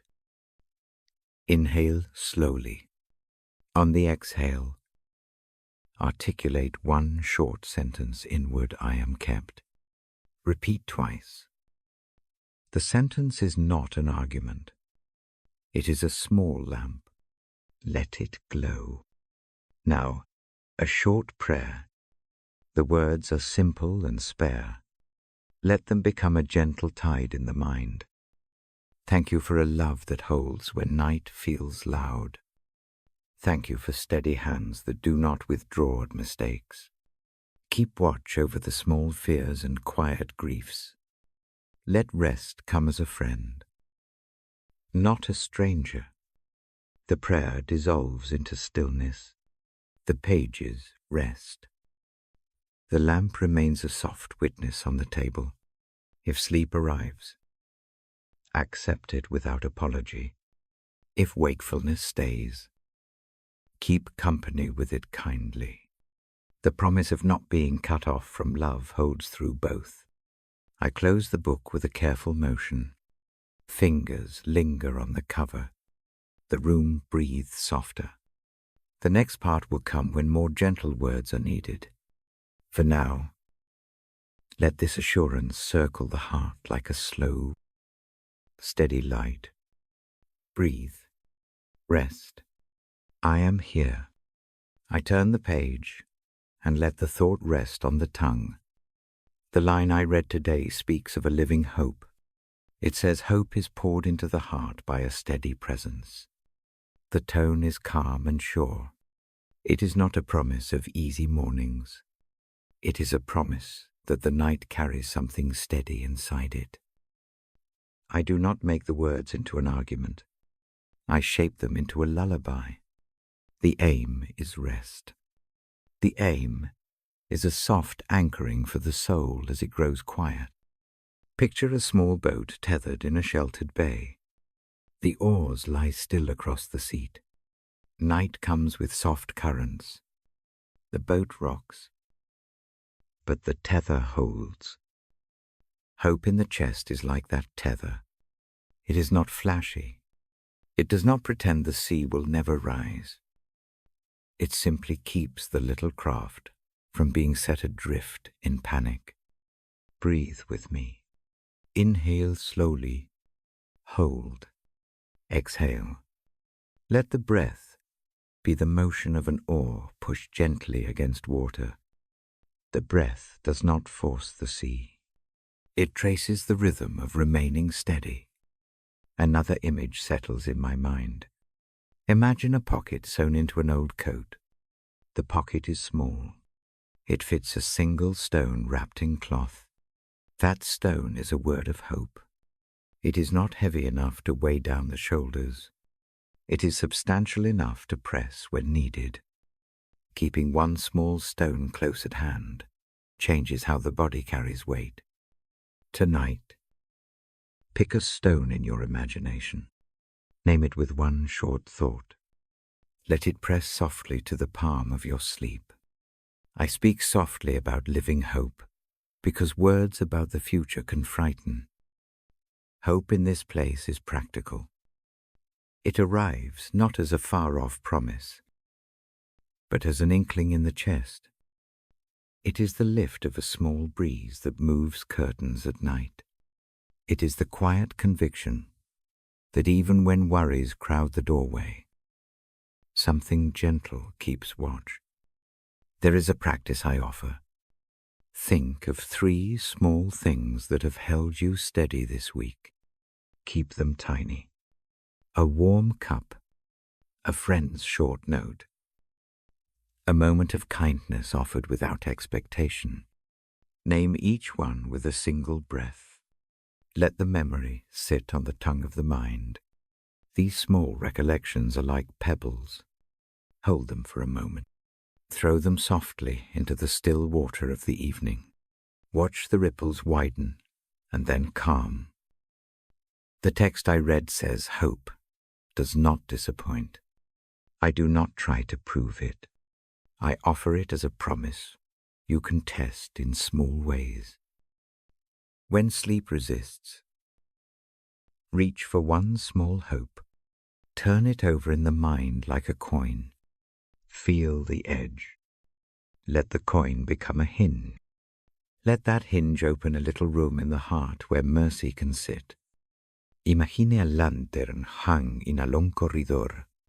It does not flood the hall with light. It only reveals the next step. Walking by that light takes some courage. It does not demand greater sight. It offers sufficient sight. Hope here functions exactly like that lantern. It shows the next breath. It is generous enough for the present. If fear grows loud, do not try to hush it with arguments. Give it a softer counterweight. Place a hand on the chest. Breathe into the place where the fear tightens. On the inhale, think the single word, living. On the exhale, think the single word, hope. Repeat 3 times in a slow rhythm. The 2 words are not a charm. They are a small repatterning of attention. They move the nervous listening from worst-case scenarios towards something that feels nearer and more tender. There is a second small practice. Before sleep, place a small imagined buoy beside the bed. Label it with one word that carries comfort for you. The buoy is light enough to float, but sturdy enough to be seen in the dark.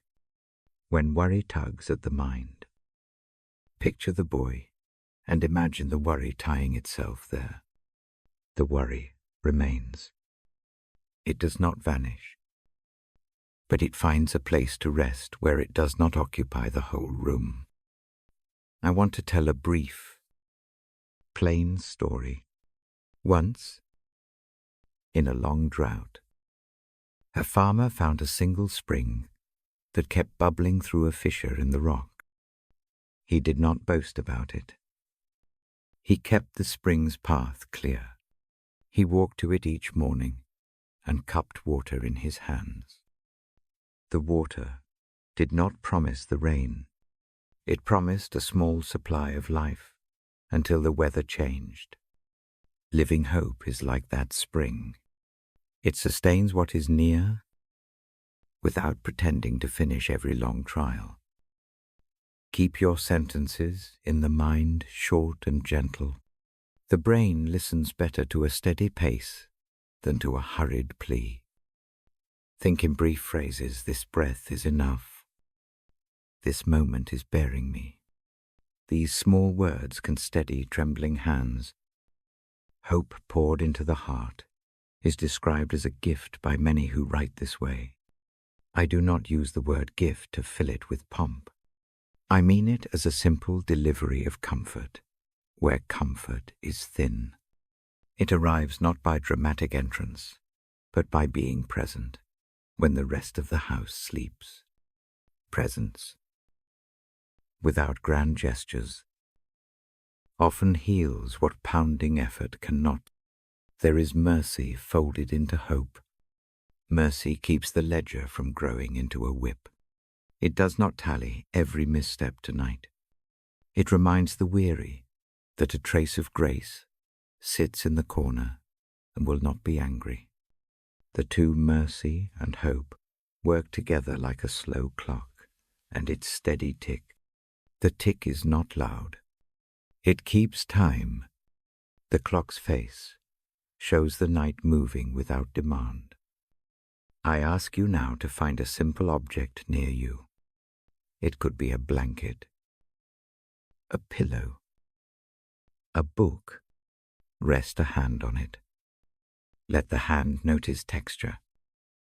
Let the mind name a small hope rest. Repère.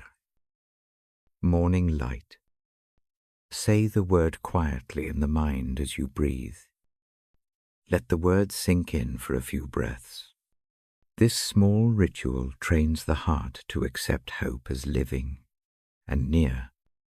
There are nights when the whole future seems a wide, dark ocean. On those nights, hope does not require a map. It asks only that a single light be tended. That light might be a habit of kindness. It might be a short prayer said in private. It might be a promise kept to oneself. Keep the light simple. Tend it gently. Let it be the token that steadies steps across the dark. I will offer a very short prayer now. I keep it plain and slow, so it can be carried inward as a lullaby. Thank you for this living hope that is near, even when the night is thick. Let it anchor small fears. Let it soften stubborn edges. Keep watch with a quiet hand. Let sleep come when it will. Breathe. Let the prayer fade into the rhythm of the room. If the eyes close, let them close without guilt. If the mind lingers, keep the practiced words near. Return to the breathing, living in. Hope out. Repeat it until the pulse slows and the chest loosens. Before I close the book for this hour, place one small intention in the mind. It need not be large. It might be to rise with gentleness, to notice one kindness tomorrow, to speak kindly to a single person. Keep the intention brief, fold it like a note, and slip it into the pocket of the coat with your stone of hope. Both will be there when the morning comes. I lay the page down with a careful hand. The lamp still casts a soft circle. My voice grows very low now. The next part will come when the hour returns. For tonight, let the living hope be an anchor. Let it hold you enough to trust the next breath. Rest here. Breathe slow. I am near. I will read again when you call for another hour of quiet words. I turn the page slowly. The lamp keeps its small island of light. My fingers rest on the paper. Tonight I read a short line that speaks of a single body made of many parts. The idea is simple. It is gentle. It is meant to settle the thought that we are not islands. I do not press the phrase into an exam. I let it unfold like a small map. The verse pictures many members, each with its own place and use. The image is plain. It is a body where every part matters.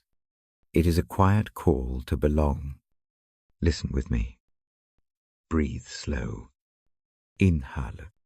Hold the breath one small beat. Exhale and let the shoulders fall.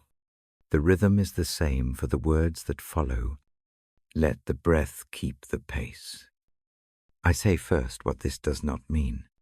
Unity is not the same as sameness. It does not demand every voice match every other voice.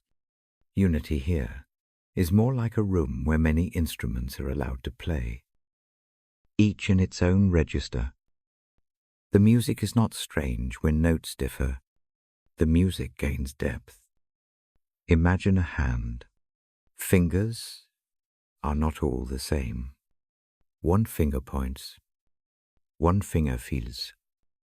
One finger steadies. Each finger is small when taken alone. When the hand grasps, the fingers work together.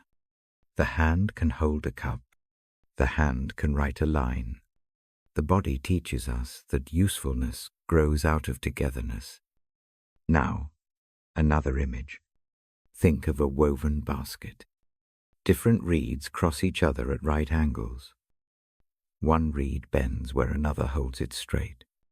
Alone, a reed is fragile.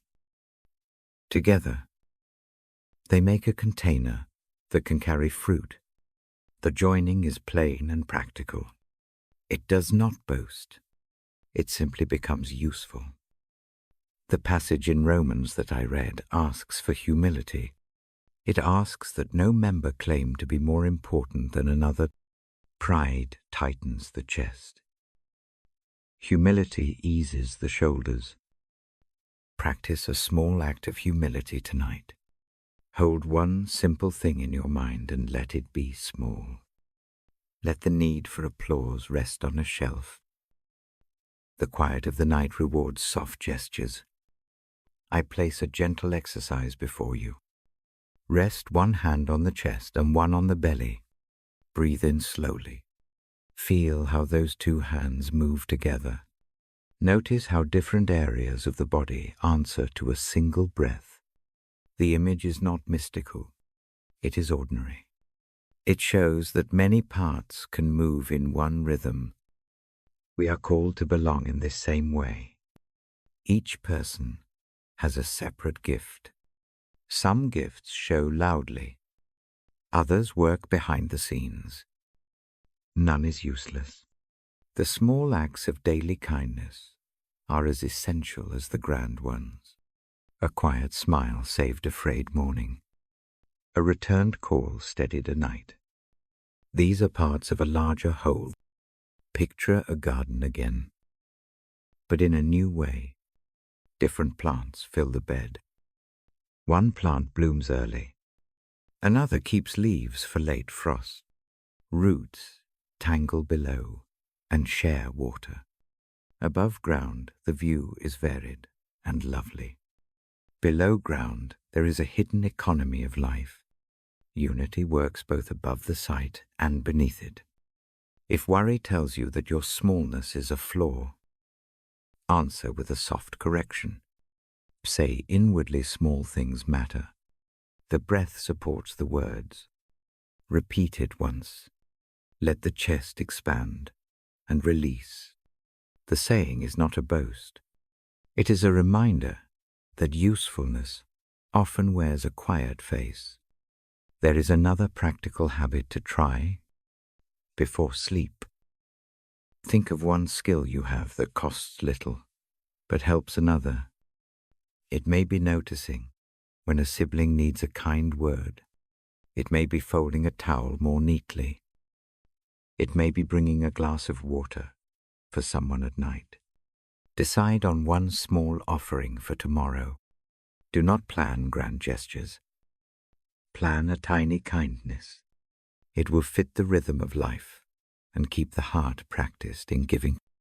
Unity includes listening when a voice is soft. Listen as if that voice carries a hidden need. Listening is not solving. Listening is holding space. Tonight, practice listening inward. Name one fear or longing that stirs. Let it speak without interruption.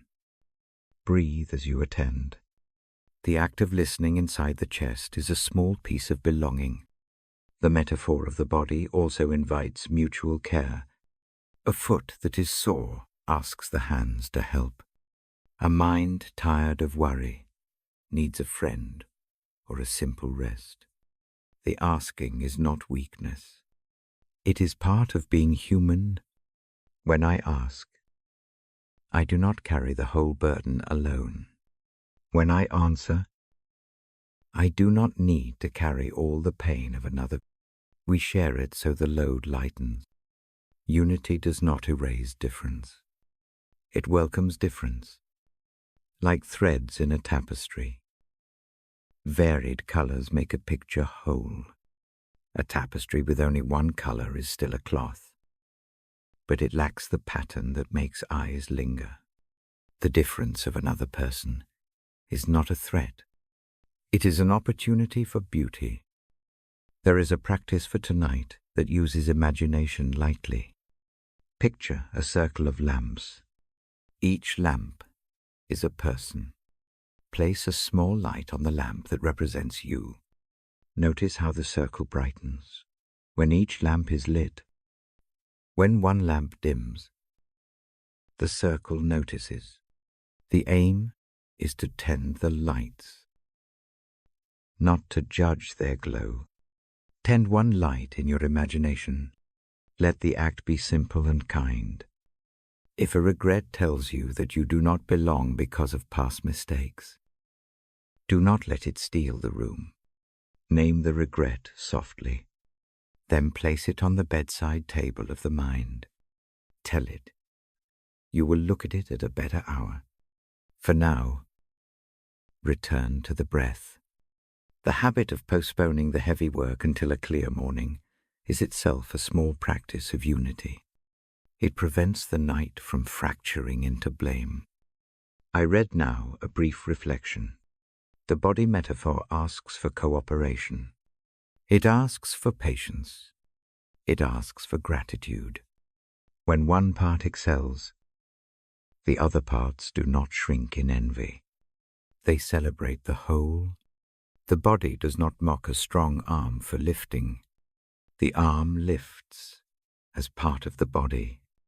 Let that mutual regard be how we treat others and ourselves. A short exercise may help the mind accept this. Think of a single small thing you are grateful for tonight. Keep it specific. A warm cup, a steady neighbor, a quiet page turned. Let gratitude be a soft thread through the breath. Inhale gratitude. Exhale release. Repeat. 3 times. Let the simple repetition weave calm. Humility also means offering your gifts without loud self-promotion. The night prefers quiet service. A hand that folds a blanket does not need a speech. The work itself is its own reward. Practice one humble act tomorrow for no witness but your own conscience. Let the act be small. Let it teach the muscles of kindness. Unity can also be a balm for fear. When fear says you must do everything alone, remember the many parts that make up a life. Name 2 people who have helped you in small ways. Picture them as a steady rope. The rope does not solve everything. It gives something to hold when steps are unsure. Keep that image in mind when the night grows long. I place a short, simple prayer here. Say it inward as a lullaby. Keep the words few and kind. Thank you for the many ways we belong. Help me to use my small gifts gently. Teach me to listen and to give without show. Keep the night kind for those who feel alone. Let our small acts weave a quiet, steady story of care. The prayer thins into the room. The breath keeps its even pattern. My voice lowers toward the page. I close with a final image. Imagine a house with many rooms. The house holds many lives. Each room has its own light. The windows open toward the same sky. Unity does not remove the rooms. It keeps them part of one shelter. I lay the book down carefully. The lamp still traces a circle on the table. If sleep arrives, accept it without apology. If wakefulness remains, carry the lamp circle image and the small practices into the quiet. We will come back to the pages in the next hour. For now, rest in the thought that being part of a whole is a gentle calling. Breathe, sink, be held. I will be here when the night asks for another quiet voice. I settle into the lamp's circle and open the page with a careful hand. The house keeps its hush. I read slowly. Tonight I linger on a short line that says, "Rejoice in sufferings, for they make perseverance." I do not turn it into a lecture. I read it like a lullaby. The tone is soft. The aim is rest. I begin with a small image. Imagine a rope on a practice wall. A hand climbs. The fingers ache. The palm burns. Each hold is hard. Slowly, strength grows in places that once were weak. The rope does not lie about the pain. It simply asks for one more reach. The ache is real. The gain is quiet and steady. This is not praise of pain. It is a notice that difficulty often breeds endurance. I breathe with the words. Inhale, hold a gentle beat. Exhale. Let each breath be a step up the rope. The pace is slow. The body responds. The chest softens. The jaw loosens. Keep the breathing even and kind. Suffering is not a trophy. It is not a badge to wear with pride. It is more like a craft that shapes a hand. Think of a carpenter's plane. Wood resists the blade. The blade takes away roughness. The wood becomes smoother in the gradual motion. The craftsman knows the process requires pressure and return. The smoothing is slow. The result is practical beauty. When a night feels heavy, I do not tell myself to pretend the weight is absent. I say, instead this weight is present. I notice how the edges blunt when I breathe. I look for a thin, quiet mercy in the midst of the hard. Often this mercy is small. A neighbor's kind word, a cup of warm water, a moment when arms unclench. These small mercies are not escapes. They are evidence that the world still tends small lives, even in trouble. Perseverance grows a character like a tree growing rings. Each hard season leaves a mark. Those marks do not show as scars alone. They show as a core that holds steady in wind. The progress is not dramatic. It is a layering. I am learning, gently, to name one small change before sleep. Perhaps patience arrived where impatience lived. Perhaps a burst of anger faded faster than before. Note it. Let it be a lantern for the next hour. I tell you a simple practice for noticing growth. Keep a small stone by the bed. Call it the perseverance stone. Each time today that trouble did not undo you. Touch the stone before sleep. Name the moment in one brief phrase. Let the phrase sink like a pebble in quiet water. The ripple matters more than the size of the stone. There is wisdom in welcoming hardship without celebrating harm. Welcome does not mean you invite more pain. It means you allow a thing to exist without letting it define every other place. Imagine a room where one corner is dim. You do not burn the house down to see the light. You bring a small lamp into the corner. The light reveals what is there. You work slowly, step by step. Perseverance is not an inward toughness alone. It is a way the heart learns to keep company with sorrow and still move forward. Think of a slow seamstress mending a frayed coat by lamplight. Fingers stitch and rest. The fabric grows stronger in spots where it was thin.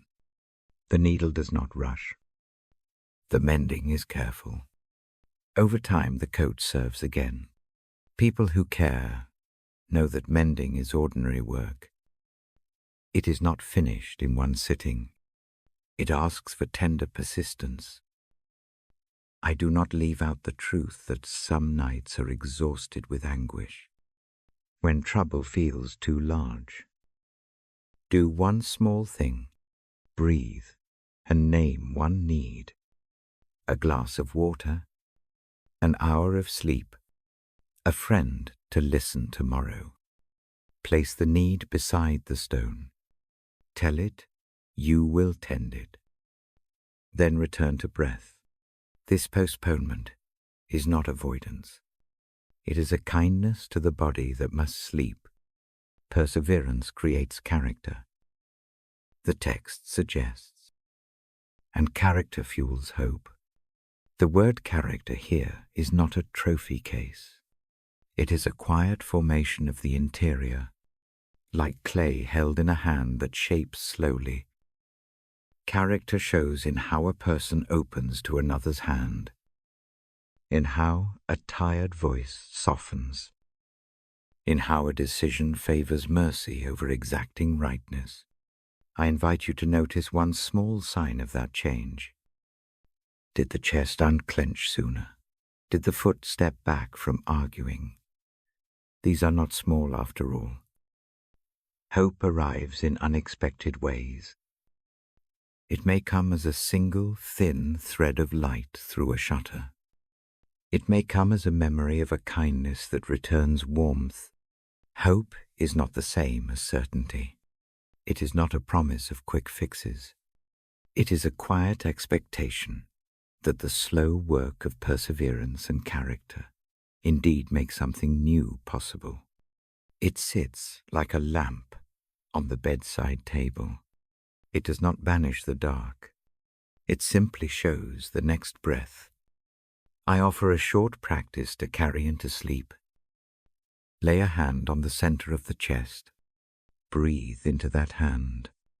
On each inhale, think one brief word, endurance.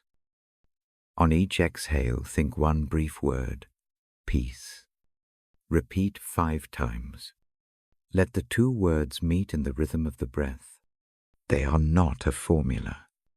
They are a soft training of attention. There is a tenderness needed here. Hardship can bruise the impulse to trust. When the mind argues that endurance will only harden the heart, answer with a soft image. Imagine a river that carries stones downstream. The stones become smooth because of the movement, not because of being beaten. Movement can be kind. It can shape without making brittle. Perseverance that grows character seeks balance between endurance and tenderness. I keep the sentences short because the night listens to small sounds. The softer the claim, the easier the mind's ear. I do not press you to make grand conclusions tonight. I invite you to a quiet habit. Each morning name one small thing the previous hardship taught. Let the naming be brief. Let it be true. This habit does 2 things. It trains the eye to notice growth, and it prevents the heart from seeing trouble only as loss. If guilt or shame rises like a sharp wind, meet it without harshness. Name the feeling without argument. Give it a small seat in a wide room. Tell it you will speak later when the light is clearer. For now, return to the steady breath. The habit of postponing the full reckoning helps the night keep its gentle work. I read the verse again with soft care, not as a requirement, but as a practice. Rejoice in sufferings. Rejoice is not a forced smile. It is a decision to look for a seed of good in the soil of trouble. It is like noticing a green shoot in late winter. The sight does not fix the cold. It gives a reason to keep tending. A brief story may help. Once, in a long winter, a baker found that dough left too long in the cold rose more slowly, but with a richer flavor. The waiting did not ruin the bread. It deepened it. The baker learned to care for slow processes, in small ways. Life often works like that. The slow, hard moments can enrich what follows. I close with a small prayer and a simple image. Breathe it inward like a quiet lamp. Thank you for the small work you do in the hard places. Help me to notice one seed of growth tonight. Teach me patience with the slow forming. Keep my heart soft even when it must endure. The prayer softens and fades into the hush. The lamp still gives a small circle of light. The stone sits by the bed. The breath keeps its steady rhythm. If sleep comes, accept it with no apology. If wakefulness stays, return to the hand on the chest and the words endurance, peace. I will be here when you need another hour of gentle reading. For now, rest. Let the slow work continue beneath the surface. Breathe. Sleep when you are ready. I turn the page with a careful finger. The paper rustles. I slow my voice so it matches the quiet in the room. Tonight the thought that rests on the page is simple and soft. The spirit of life moves like a gentle current. That current loosens what binds. It lifts what has been heavy. I do not make the sentence a sermon. I read it like a lullaby. Its promise is not loud. It is a small promise that can be held in the palm of the night. The idea is this: something alive moves through the dark and gives room to breathe. It does not demand a long argument. It simply breathes with what is tired. Picture a small boat that has been tied to a post. The rope is taut from many storms. A hand comes at last and eases the knot. The boat rocks free. It does not sail away wildly. It rests, able now to face the water with gentleness.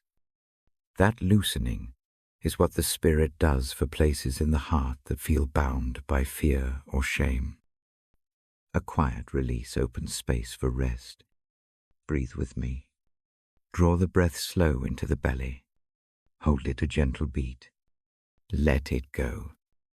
Each breath like this is a small untying. Feel the shoulders drop. Notice the mouth unclench. The body replies to a slower rhythm. The mind begins to relax when the body does. There is a difference between being set free and being left alone. Freedom here means the hand that unties stays nearby. It watches the boat.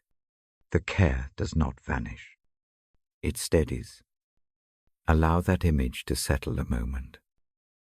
It is kinder than the idea of being cast out to fend for oneself. You may feel weight tonight.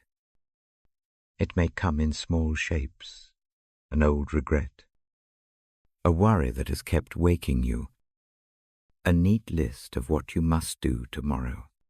Place each one softly on the table of the mind. Imagine the Spirit as a warm current that passes across the table. The objects do not disappear. They become lighter. The current does not condone every choice or excuse. It simply brings a new movement to what is stuck. One way to practice this is simple and small. Before sleep, put a hand over the chest and a hand over the lower belly. Breathe into the lower hand. Picture the current entering there. On the exhale, imagine the tightness loosening like a knot unlooping. Do this 5 times. The breath is not a magic trick. It is a tiny training. Repetition teaches the body a different response to old alarms. There is mercy in this freedom that does not demand performance. It is not a checklist. It does not tally successes and failures on the pillow. It offers rest as a given, not as a prize. So if the inner voice begins to tally tonight, hand that voice a single, short sentence: rest for now. Let that sentence sit like a blanket. It does not resolve the ledger. It simply keeps the night from turning into an audit. Think of a deep valley where a spring wells up. The water flows under roots and stones that look hard. Most of the work of life happens under the surface where sight cannot always follow. The stream does not brag about the work. It keeps moving, and it nourishes quietly. The Spirit's movement often looks like that unseen. Steady, persistent. It brings life by a slow, faithful making. If shame knocks at the door, do not open wide to welcome it in. Stand at the threshold and name the feeling aloud in the mind. No drama. Just naming. Then picture a soft curtain drawn between the door and the room. The curtain does not hide the problem. It keeps the night from being devoured by a single harsh thought. Give shame only the small seat it needs. Let the rest of the room breathe. There are small signs tonight that freedom is present. A memory of kindness may return and warm a pocket of the chest. A moment of laughter might flicker and then rest. A small trust may grow in one decision you face. Notice these things like small lit matches. They do not fix everything. They remind the body that warmth can return. I speak now of a quiet courage, Freedom teaches a different kind of bravery. It looks like the willingness to stop proving worth by frantic motion. It looks like the choice to lay down a heavy list for a while. It looks like closing the eyes and staying with a few long breaths. This courage is gentle. It does not parade. It gives permission for softness. If worry keeps returning in waves, try a very short task. Name 3 small facts about the room. Keep them plain: a texture, a sound, a weight.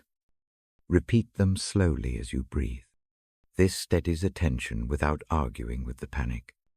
Facts anchor the mind to what is present. They are not fixes. They are footholds. I read the passage again in a hush. The sentence says, "Life through the Spirit is a present work." It does not wait for tomorrow. It is soft and real now. The work of life comes into the smallest places, into tired hands, into the bent spine, into the thin. Want patience? Allow this very present movement to touch one place in the body. Name that place with care and let it be warmed. There is also a small practice of handing over. It is not a dramatic casting off. It is a simple action. Gather up a single worry, no more than one, and picture offering it with 2 clear words. Inward, I hand this over. The words are not a dismissal. They are a conscious transfer of burden. Place the worry into the current and watch it move a little farther from the bed. Repeat if needed with another worry tomorrow. Keep the practice small so it does not become another thing to do. I tell a brief image that I like to hold at night. Imagine a long rope with many knots. Each knot represents a thing that tightens the chest. The spirit does not untie every knot at once. It passes along the rope and loosens one knot at a time. The hand that does the untying is patient. The process is slow, but the knots do give. Trust the slow work. It is real and kind. There is freedom here from that harsh inner judge who keeps a running commentary. Freedom does not mean ignoring that voice. It means changing the posture toward it. When the voice is loud, answer with one soft phrase. Do not rise to fight. Do not drown in argument. Just say inside, I am receiving a different breath. The phrase is a marker. It shifts attention from conflict to companioning. I offer a short prayer now. Keep it quiet. Say it inside like a lamp placed on a windowsill. Thank you for the life that moves through what hurts. Thank you for a current that loosens without shame. Help weary hearts to accept this small mercy. Teach hands to let go for a while. Bring rest that is deep and steady. Let the words echo in the chest. Let the chest ease a little with each echo. The breath keeps its patient work. The body answers. I close the book with gentle fingers. The room stays soft. If sleep comes, welcome it without hurry. If wakefulness remains, stay companionable with it. Return to the breath. Return to the little practices. The spirit's movement is patient. It tends the hidden places. It brings life where the night feels blank. When you are ready, the next hour will come. I will open the pages again and read with the same slow care. For now, rest into the current. Let the freeing breath carry you a little farther. Let the night do the rest. I open the book with a careful hand. The lamp keeps a soft circle of light. My voice moves slowly across the page. Tonight, I read a small command that asks for something simple and strange. Offer your bodies as living sacrifices. I let the line sit like a small stone in the palm. It is not loud. It is an invitation. I do not turn the sentence into a demand. I speak it as one who reads a lullaby. The phrase asks for a different posture toward the ordinary day. It asks for gratitude that shows itself in small, steady ways. It asks for surrender that feels like a release, not a loss. Picture a table set for one, not a grand meal. A single bowl, warmed by steam. A spoon rests on the side. Someone places their hands on the edge of the table and breathes. The act of preparing the little meal is an offering. The person does not perform for applause. The hands move with care. The movement itself is a gentle sacrifice, time given, attention paid, a little warmth created for the night. This is one way to imagine offering the body ordinary acts done with deliberate care. Breathe with me as the thought settles. Inhale slowly. Hold one gentle beat. Exhale and let the shoulders loosen. Let the breath teach the posture of small giving. Offering the body tonight can be as plain as deciding to rest when the body asks. It can be as quiet as setting aside a phone and letting the fingers still. These acts are not grand. They are real. A quieter image comes a lamp that needs oil. The lamp is small. Its glass thin. Its light modest. Each evening a spoonful of oil is poured. The oil is not wasted. It is a small habit that keeps the light steady. Sacrifice here is not loss, but nourishment. Giving time, or attention, or a small kindness refuels the lamp. The light continues to be useful. Over time, the lamp burns more brightly because of the steady tending. I read the verse in a slow paraphrase. It asks for a life that is worshipful in many small offices. The kitchen, the bedside, the brief conversation, the half-remembered errand. Each can be an offering when done with an open heart. The heart shaped this way breathes more easily. The spirit that rests in that heart grows firm. Strength arrives, not as a sudden power, but as a quiet steadiness that keeps the little things true. If gratitude feels thin tonight, try a tiny practice. Take one breath and name aloud in the mind a small mercy. It might be the warmth of the blanket. It might be the quiet of the street. It might be a phone call returned. Let the naming be short and soft. Place the named mercy like a coin in the palm. Hold it there for one slow breath. Then imagine offering it back as thanks with the outward exhale. This returning is the motion of sacrifice that renews rather than takes. There is also surrender in small acts. Surrender is not defeat. It is the choice to stop proving worth by constant motion. It is the choice to lay down a tight schedule for an hour. It is the decision to meet someone with gentler words than the mind wants to use. Surrender can be a quiet recalibration. It frees the body to sleep. It lightens the chest.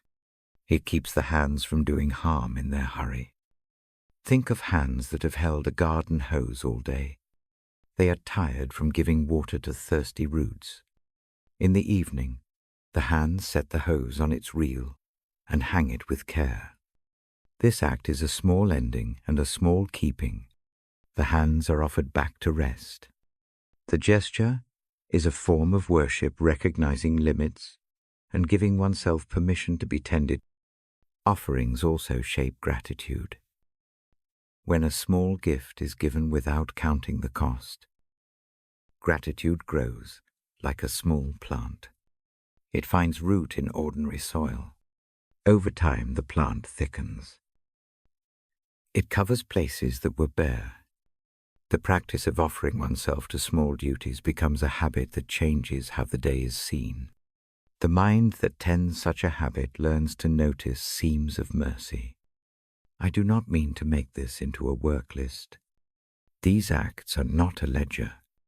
They are invitations to a gentler life.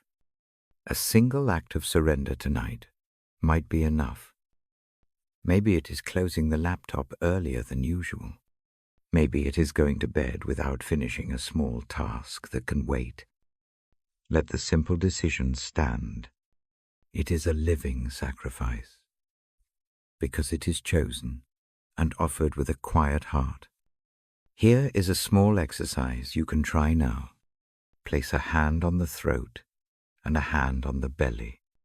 Breathe slowly into the lower hand.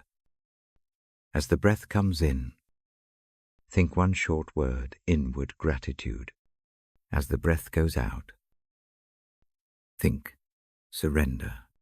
Repeat this for 4 slow cycles. The 2 words are not a forced formula. They are a rhythm. Gratitude fills the chest. Surrender loosens the grip. The rhythm trains the nervous system to accept rest as a gift rather than a punishment. There is also a soft strength that grows from these moments. Surrender is not weakness. It is a way to keep life balanced, so the spirit does not burn out.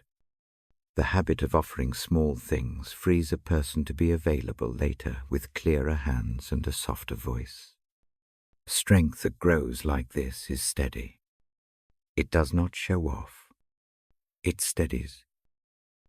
If a sense of duty twists itself into guilt tonight, do not let it tighten the jaw. Name the guilt gently. Tell it that tonight the body rests. Place the guilt on a shelf in the mind and promise to attend to it in daylight. This small postponement is itself a form of sacrifice. It refuses to let the night be turned into an audit. It keeps a kinder presence near the bed. Offerings can also be done for others in a quiet way. A brief note left for someone. A cooled cup brought to a child who wakes. A lamp turned on in a hallway. These small acts are ways of offering the body for the care of another. They do not call attention. They simply do good. The practice creates a steady pattern of mercy. I read now a short reflection.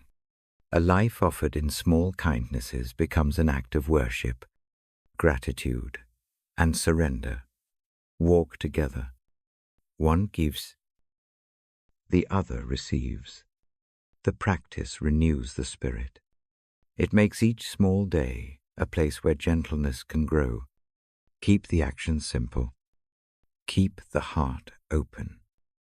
Before I close, do one more small thing. With the breath, offer a brief sentence inward. It can be as plain as "This night I give my rest," or as near to the heart as "I offer my hands for kindness tomorrow." Say the sentence once. Let it sit. Do not argue with it. Let the sentence be a small banner folded and placed near the pillow. Now I hold the book closed for a moment and offer a short prayer. The words are spare and slow. Say them inside as you breathe. Thank you for a heart that can give without proving. Help us to offer small things with steady hands. Teach gentle surrender that renews the spirit. Keep our nights kind and our mornings ready. The prayer lightens and fades into the hush. The lamp still casts a soft circle. The breath keeps its quiet work. If sleep arrives, accept it without guilt. If wakefulness remains, Keep company with it kindly. Return to the rhythm of gratitude in soothe. Let the small offerings gather like pebbles in the pocket and become a weight that steadies rather than drags. I close the book with careful fingers. The next part will come when more soft words are needed. For now, let the practice of this small sacrifice be enough. Breathe slowly. Rest into the offering. I will be here when you wake, or when the night asks for another hour of quiet reading. I turn the page with the same slow care. The lamp keeps its circle. My hand rests on the paper. Tonight I read a simple line from Romans. It says that love is the fulfillment of the law. I let the words fall soft. They are not a test. They are a guide. I do not speak in laws and lists. I speak in small shapes. Love. Here is an action more than an idea. It reaches. It bends. It mends. It does not parade. It shows up at breakfast. It steadies when hands shake. It keeps promises that are plain. Hear the passage in a quiet paraphrase. The command to love sums up all the other commands. Where love shapes a choice, the other demands find their place. This does not mean perfection. It means starting from one steady center. Act from love. And many things fall into kindly order. Breathe with me as the thought settles. Inhale slow. Hold one soft beat. Exhale and let the shoulders fall. Let the breath be the measure of small deeds. Each breath can be a tiny act of faith.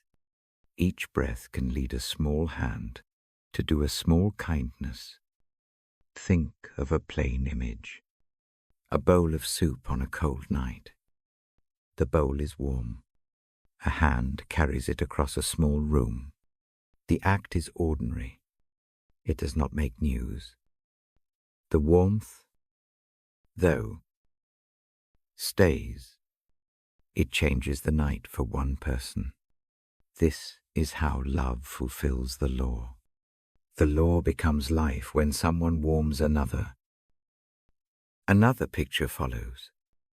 A lantern on a dark path. It offers enough light for the next step. It does not banish the night. It gives direction.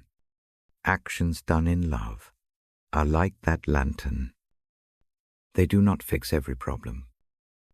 They give a steady way forward. Faith and works meet quietly. Faith is not only belief. It is the heart that leans toward mercy.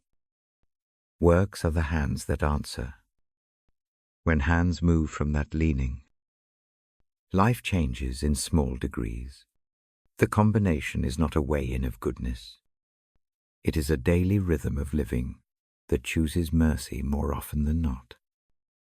Keep sentences short. Let the rhythm match the breath. Inhale. Think of one small act that could be love tonight. Exhale. Let the thought sit in the chest. The mind is not asked to produce a long list. One simple gesture will do. Try a gentle practice.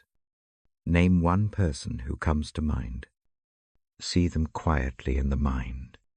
Imagine doing one small thing for them tomorrow. Maybe a message. Maybe a short call. Maybe leaving a glass of water where they will find it. Keep the plan small. The point is not heroic action. It is faithful. Low work. There is a quiet way to test what love asks. Ask, does this action make peace? More likely, does it help another breathe easier? If the answer leans toward easing, then the deed is on the right path. If it tightens the air, Then hold back and choose another small step. Remember also that love often takes the form of restraint. Not every impulse needs speech. Not every truth needs to be declared at once. Holding the tongue for a moment can be a loving act. So can refusing to add fuel to a worn argument. Restraint is an act of care. It keeps wounds from widening at night. Think now of ordinary settings where loving acts live. A kitchen sink, washed clean. Sheets tucked neat. A note left at the bedside. A hand placed on a shoulder in passing. These acts are small. They are not empty. They carry a quiet theology that the world is healed little by little through steady kindness. The passage also invites integrity. Faith that does not show itself in the small work of life is only a thought. The life that shows love in the small ways keeps the bigger things honest. It does not boast. It simply aligns gesture with heart. This alignment is a kind of gentle discipline. If guilt rises and argues that love must look different, do not argue in the dark. Name the feeling in one short sentence. Lay it on the table of the mind. Then choose one small loving act to do tomorrow. Let that act be the reply.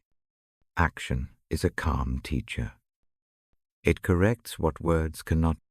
Here is a brief breathing exercise that helps the heart move toward action. Place one hand on the chest and one on the belly. Inhale deeply into the lower hand. Hold one soft beat. Exhale slowly and imagine the breath moving into the hands of someone else. Repeat 4 times. With each cycle, think of one small, concrete deed. Keep it simple. There is tenderness in tiny habits. Offer space in the day for one quiet kindness. It could be patience in a line, a moment of listening for a tired friend, or choosing to forgive a small offense, or a team. These habits become the grammar of a life shaped by love. The law is fulfilled in the grammar, not in the loud clauses. Be gentle with failure. Sometimes the best intention turns clumsy. Say the briefest apology that night if it is needed. Then rest. The heart that learns to resume kindness after a stumble gains a steadiness the night can hold. Mercy works this way. It returns a hand to the work rather than keeping it clenched with shame. Another image for this hour, a field tended by many hands. Each hand performs small tasks. One waters, one weeds, one gathers fallen leaves. Together the field flourishes. No single hand does all the work, yet each hand matters. Love asks for this cooperative, patient tending. Works done in unity carry a quiet power. If weariness makes the chest narrow, choose rest for a season. Love sometimes looks like care for the self. Rest the body so the hands can serve tomorrow. The practice of loving oneself is not selfishness. It is preparation for faithful service. A lamp must be filled with oil to give light. Now a short reflection. Faith without the small acts becomes a closed room. Works without the warmth of faith become hollow. When faith and works meet in love, life breathes a steadier breath. Choose one small act tonight to offer when morning comes. Let it be a simple obedience to the love that already reaches. I prepare a short prayer. Keep it sparse. Speak it inward as the breath moves. Thank you for the simple work of love. Teach small hands to reach. Help tired hearts to rest so they may serve. Guide steps toward mercy in the smallest tasks. Let faith and action meet softly in my day. The prayer settles into quiet. The room listens. The breath keeps its slow trade. Fingers close the page with careful motion. The lamp continues its gentle watch. Before I end, one last small practice. Fold a single intention for tomorrow like a small note. Keep it brief, a kind word, a helping hand, a patient breath. Tuck the note into the pocket of the heart. Let it stay there without pressure. When morning comes, let the hand move as the note suggests. I close the book for tonight and promise to return. The next part will follow when more quiet words are needed. For now, rest into the practice of love. Breathe steady. Let small deeds do the work of faith. Sleep when you are ready. I am here with a steady voice and a book in hand. Shalom. Courage to endure Romans 1:5-4. I turn the page and let my fingers rest. The lamp keeps a soft pool of light. The room listens. My voice is slow. I read the line about endurance and encouragement. The words breathe. They say that what was written long ago helps us keep hope. Now, I do not press the sentence into a sermon. I speak it like a neighbor coming in at dusk. The aim is steadiness, not argument. The text says that stories and promises handed down give courage. They point to patience and to a calm hope. Here, that is a small lantern set on a windowsill. The scripture reminds me that endurance is not a lone effort. It grows with company. Think of two people walking a long road. One carries a small lamp. The other carries a cloak. Neither is heroic by itself. Together, they make the night less sharp. The steady support of what has gone before is like that cloak and that lamp. Breathe with me. Inhale slow. Hold a quiet beat. Exhale and let the shoulders fall. Let each breath be a measure of long work. Endurance is a rhythm. It grows in the same way. A string of small acts keeps a lamp burning. One small act is not enough. A steady string of them keeps light alive. The writer tells us to reflect on Scripture. Reflection here is not study for a trophy. It is a gentle turning of a phrase over in the mind. Take a single line that comforts, turn it once. Let it rest, turn it again. The repeated motion wears a smooth edge on a rough thought. The practice is simple. Do it tonight before sleep. A short image helps. Picture a long corridor of stones. Each stone is a step. You do not leap from one end to the other. You step. Pause. Step again. The scriptural word is one stone. Memory of kindness is another. A small prayer is another. Together they form a stable path. When the night grows heavy, step only to the next stone. Do not demand the whole way be visible. There is courage in small, patient things. It shows in feeding a person who is tired. It shows in returning a phone call after long avoidance. It shows in staying awake with a friend at midnight. The acts are not dramatic. They are faithful. They teach the body to keep walking. If fear says that endurance is only for the strong, offer a soft correction. Endurance often starts as a quiet refusal to be hurried. It begins when one allows the breath to lengthen and the mind to slow. Practice a small pause tonight before answering an urgent thought. Breathe in. Count half a beat. Breathe out. Let that tiny delay be a habit of courage. I offer a brief practice now. Close the eyes softly if it helps. Bring to mind a short passage you remember that has steadied you. Speak it inward once. Let it be a small rope you can hold for a minute. Then imagine handing that rope to someone tonight who might need a tether. The act is simple caring. It makes endurance something shared rather than hoarded. Endurance also grows when encouragement is given and received.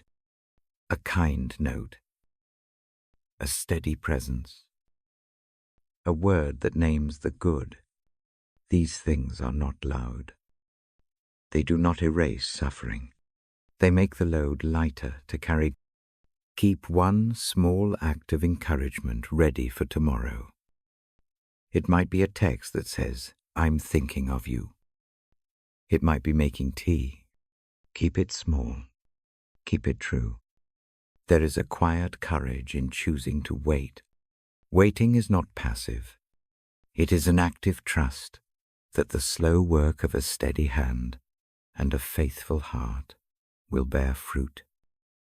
The night practice is waiting by its nature. Let tonight's waiting be a small school of patience. Learn one quiet lesson and carry it into the morning. I read a soft reflection now.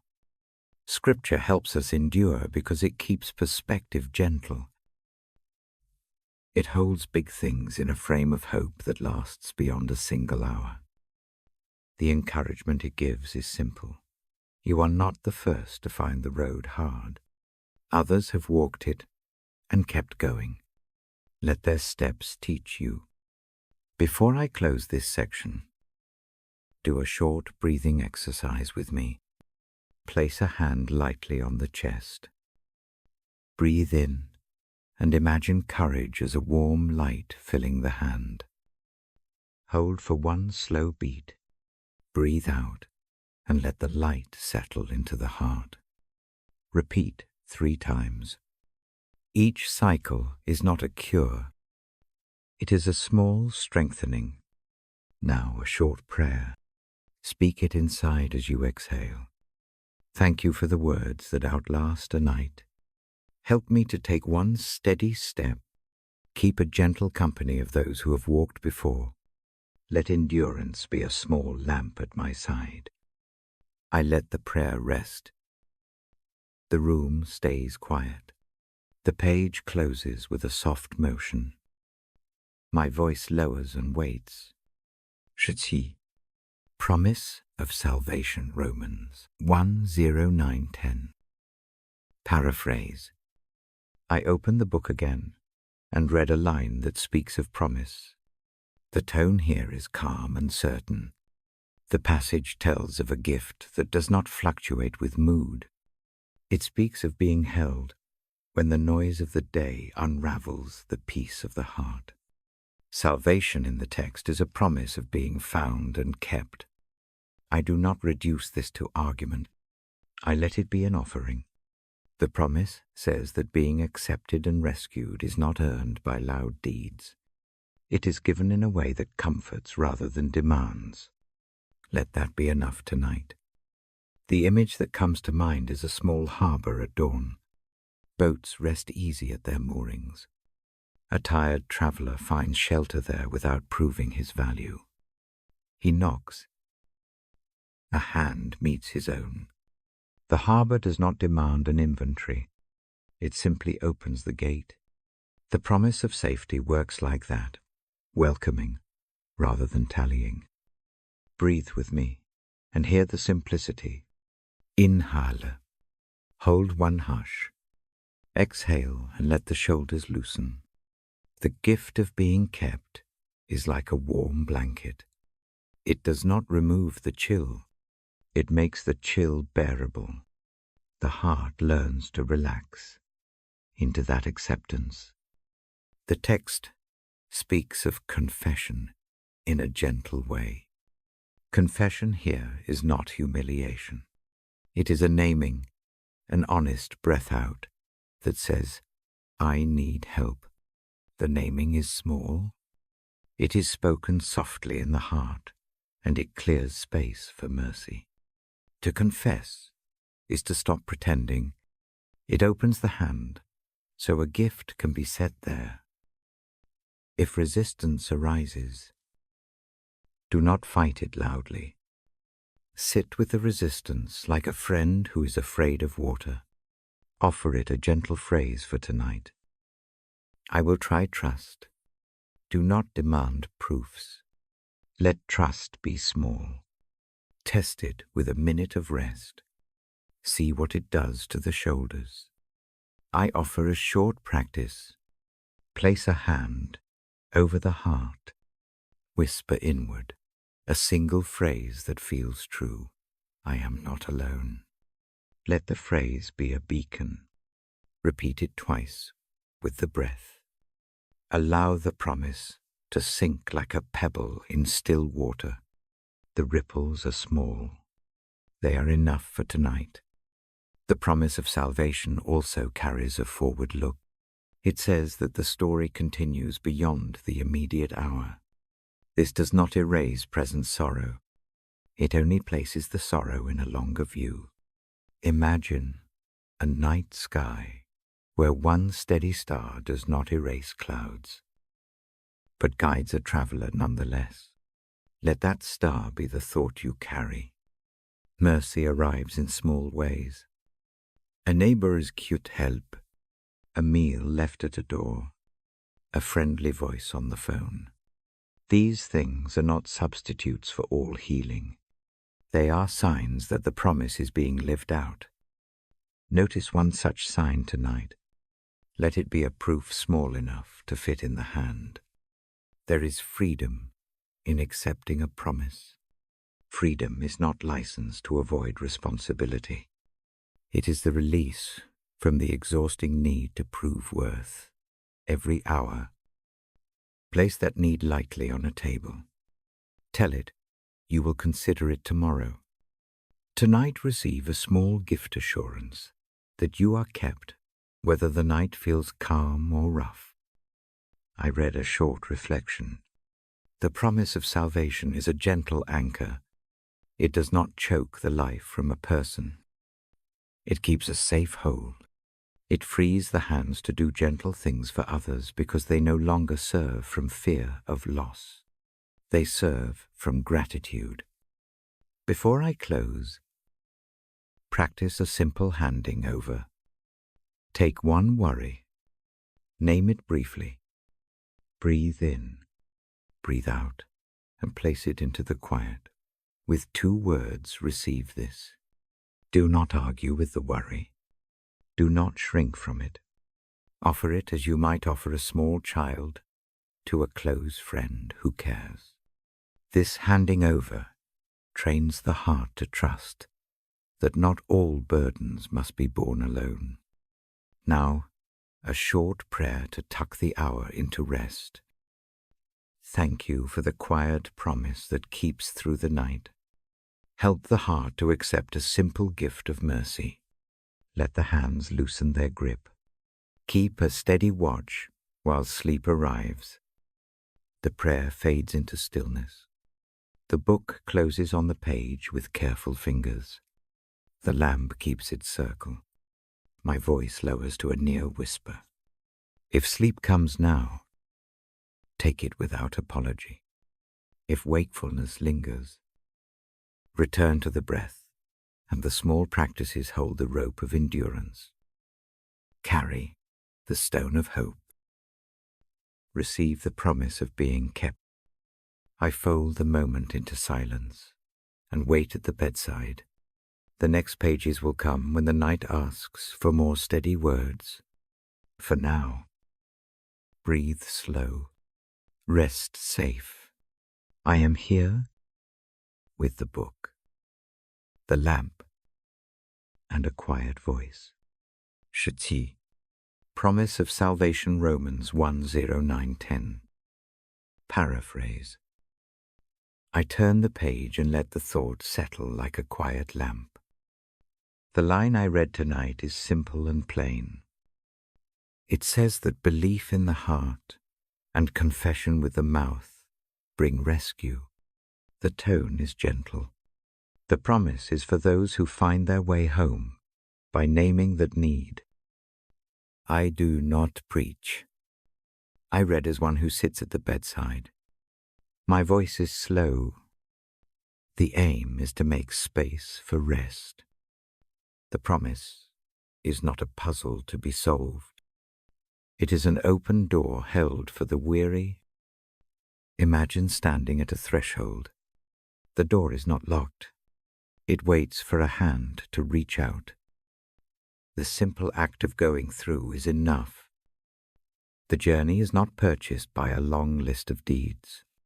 It begins with a small, honest step. Belief that comes from the heart feels like a quiet certainty. It does not roar. It is a steady knowing that the hand you need is within reach. Confession is not a theatrical thing. It is a plain naming inside the chest that says, I need help. I accept this keeping. A brief practice can hold the thought. Place a hand over the sternum. Breathe slowly. On the in-breath feel a small truth. Acceptance is possible. On the out-breath, release the urge to earn or prove. Do this 3 times. The hands and the breath do the work the mind resists. The text I read links belief and confession. The heart trusts. The mouth names that trust. That naming makes the promise tangible. It does not demand loud words. A whisper in the mind. A clear naming inside. A quiet turning of the will. These are enough. Think of a small lamp on a night table. It is not a lighthouse. It is only a single light that makes the next step safe. When the lamp is switched on, the path beside the bed is clear. The lamp is a small, steady sign of welcome. The promise works like that lamp. It does not banish every fear, but it marks a way forward that the feet can trust. If resistance arises, do not wrestle with it at full force. Meet it with the same small breath. Ask the heart a simple question. What would rest like if it were true? Let the answer be short. Let it be a quiet picture, not an argument. There is mercy wrapped in this promise. The gift is not earned with loud demonstrations. It is given to the one who turns and receives. The receiving feels like letting a coat fall from weary shoulders. The relief is not flashy. It is a plain easing of weight. Confession and belief also open the way to belonging. To confess is to step into a family that keeps watch. The family does not tally a ledger at the door. It offers food, a blanket, a place by the hearth. If shame or fear knocks at night, do not open wide to admit them. Place them on a small stool and let someone else take them for a while. A short exercise might help hold this gift. Imagine a small pocket sewn into an old coat. Put one worry into the pocket. Close the flap with a gentle inward word, receive. Do not make the worry vanish. Let it live in that pocket where it cannot occupy the whole bed. Keep the pocket small so you do not forget to check it in the morning. Trust grows in small steps. The first step may feel fragile. That is fine. Fragile things often become strong when tended gently. A name spoken quietly in the heart. A breath that lengthens the chest. A hand placed on the rib cage.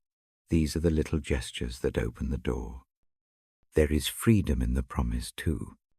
Freedom from the constant audit of the soul. Freedom from a belief that worth depends on performance tonight. The night asks only for rest. The promise hands a small lamp to hold while the eyes close. Do not misunderstand this as evasion. Acceptance does not mean avoiding responsibility. It means pausing the strict accounting until a clearer hour comes. The body needs sleep, and the mind needs a gentle slope back to calm. Leave the heavier reckonings for daylight. For now, let the chest learn how to soften. I offer a short, unadorned prayer. The words are spare. Say them inward with the breath. Thank you for a simple door that opens. Help the heart to name its need without shame. Keep the hand steady when the mind trembles. Let rest come as a rightful gift. The prayer dissolves into the hush. The book rests lightly on the lap. The lamp still gives its small circle. The promise sits like a pebble in the palm small. Real. Possible. Shabbat. Conclusion and farewell. I close the book with gentle fingers. The hour draws near its end. My voice lowers to a near whisper. I take one last breath with you and gather the threads of the night.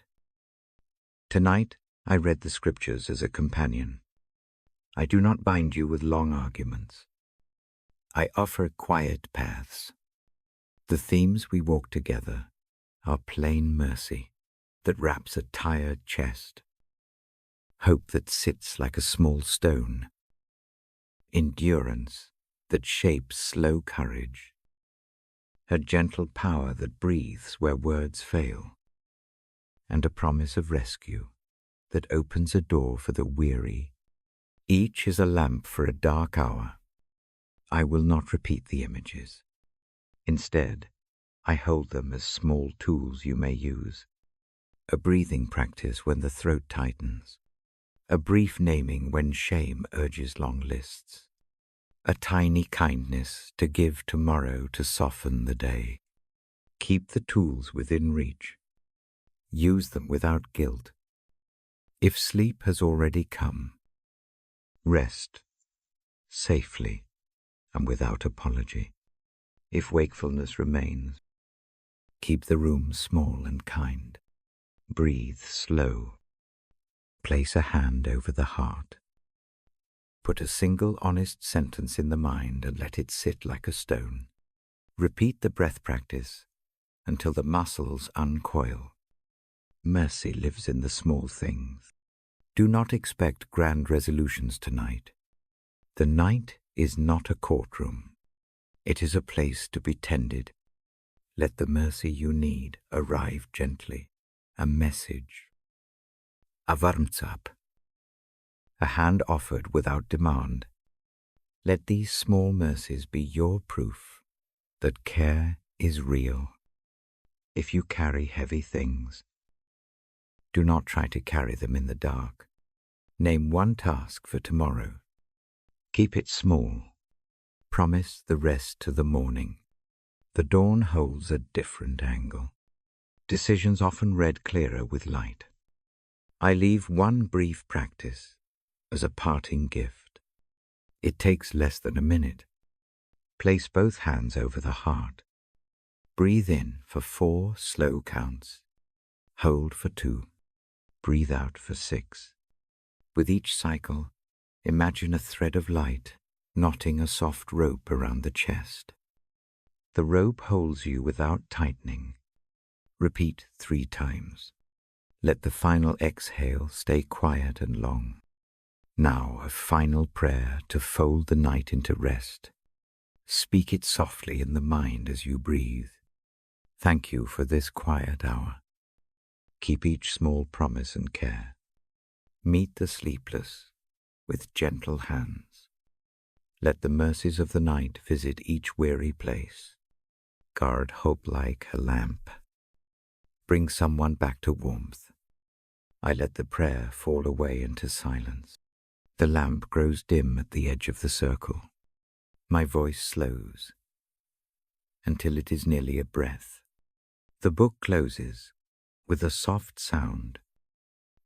If the sleep that comes tonight is deep, receive it as a gift. If the night keeps you near awake, let my voice have been a companion. Return to these words another time. Keep the small practices at hand. They travel well in pockets and on pillowcases. I will come back when you need another hour of gentle reading. Until then, carry a single promise in the pocket of the chest. You are held. Let the thought be enough to steady the hand. Good night. Breathe slow. Rest safe. I am here when you wake. I set the book down very gently. The lamp breathes a steady ring of light. The room keeps its hush. I speak in a voice that seeks to lead you toward sleep, not to stir questions. Tonight, I draw the threads we have walked together into a final, soft shape. I do not lecture. I offer an ending that feels like an offered hand. The images I use are simple. They are meant to be small tools. Keep them by the bedside. Use them when the night sharpens. They travel well in the pocket of the mind. First, a short unwinding. Breathe in slow. Hold one quiet beat. Breathe out longer. Let the shoulders fall a little with each out breath. The rhythm is a simple road. Walk it again. Inhale. Hold. Exhale. Each cycle loosens a knot that thought ties tight. I remind you of 3 small things. Notice them now. 1, the breath, is a tool that returns you to the present. 2, a single, gentle sentence in the mind can change the tone of a whole hour. 3 small acts of kindness matter more than loud displays. Keep these 3 like coins under the palm. They are enough for now. If worry presses, do one small task. Name the thought in a single phrase. Do not argue with it. Place it into a small imagined box beside the bed. Close the lid and tell it you will open the box in daylight. This is not denial. It is a kindness that protects the night. If shame surfaces, let a different image answer it. Picture a table in a quiet room. On the table sits a steaming cup. The cup is warm but not hot.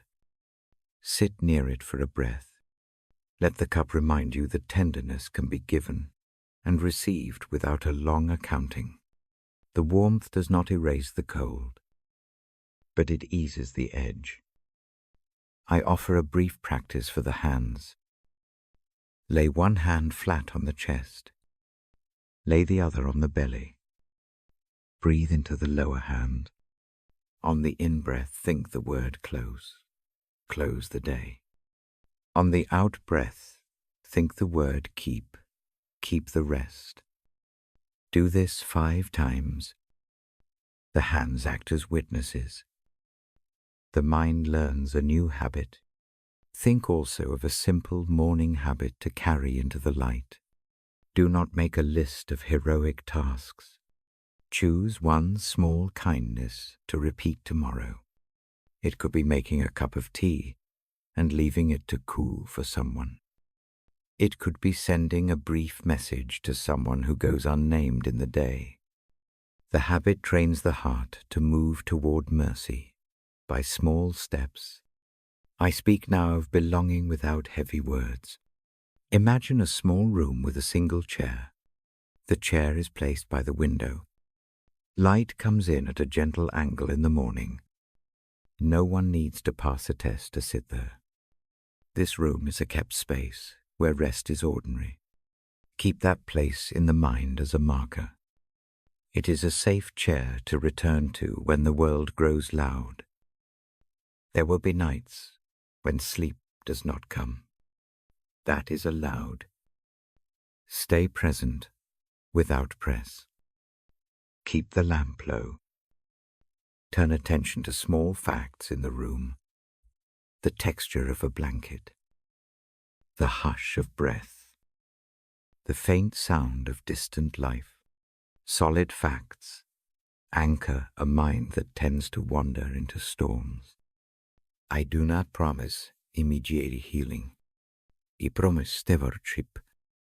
The night can be tended. We put down what is urgent for the moment. We do small acts that allow the hours to steady. That steadiness is a kind of mercy. It is a mercy that comes very slowly and very gently. Before I pray, a short practice for giving burdens away. Picture a narrow bridge. Each burden is a small stone in the hand. Walk to the midpoint. Lay one stone on the railing. Watch it sit there. Do not pick it back up now. The act of laying down changes the shoulder just a little. Leave 2 or 3 stones and return to bed. The bridge will still be there in morning light.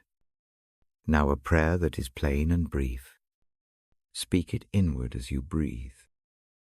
Thank you for this quiet time. Thank you for hands that keep, and lamplight that guides. Meet the sleepless with a gentle presence. Take the sharp edges of worry and make them small.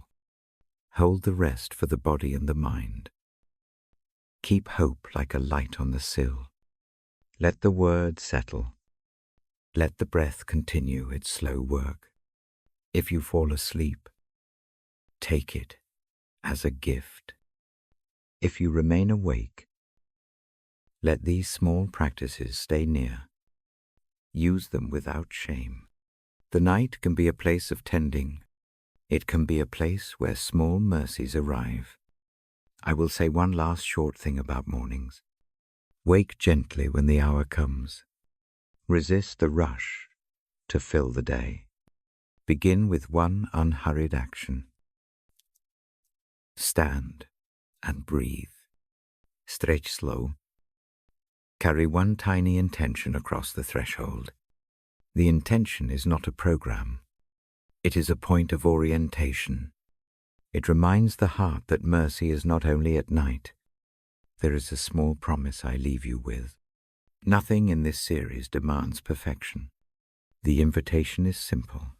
Allow tenderness to find a place in the chest. Let patience be practiced by small steps. Let kindness be given and accepted in simple ways. The rest of life does not hang on a single night. It grows in many small nights like this one.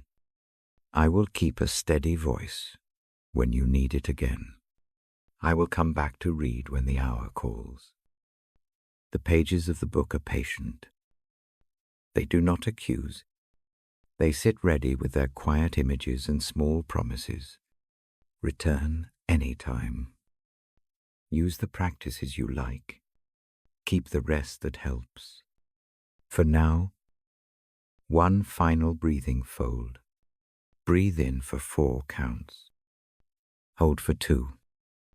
Breathe out for 6. With each exhale, imagine a ribbon loosening at the base of the throat. Let the ribbon drop. Let the jaw soften. Let the eyelids grow heavy if they will. If you are awake a while longer, that is fine. Keep the light soft. Keep the questions sober and small.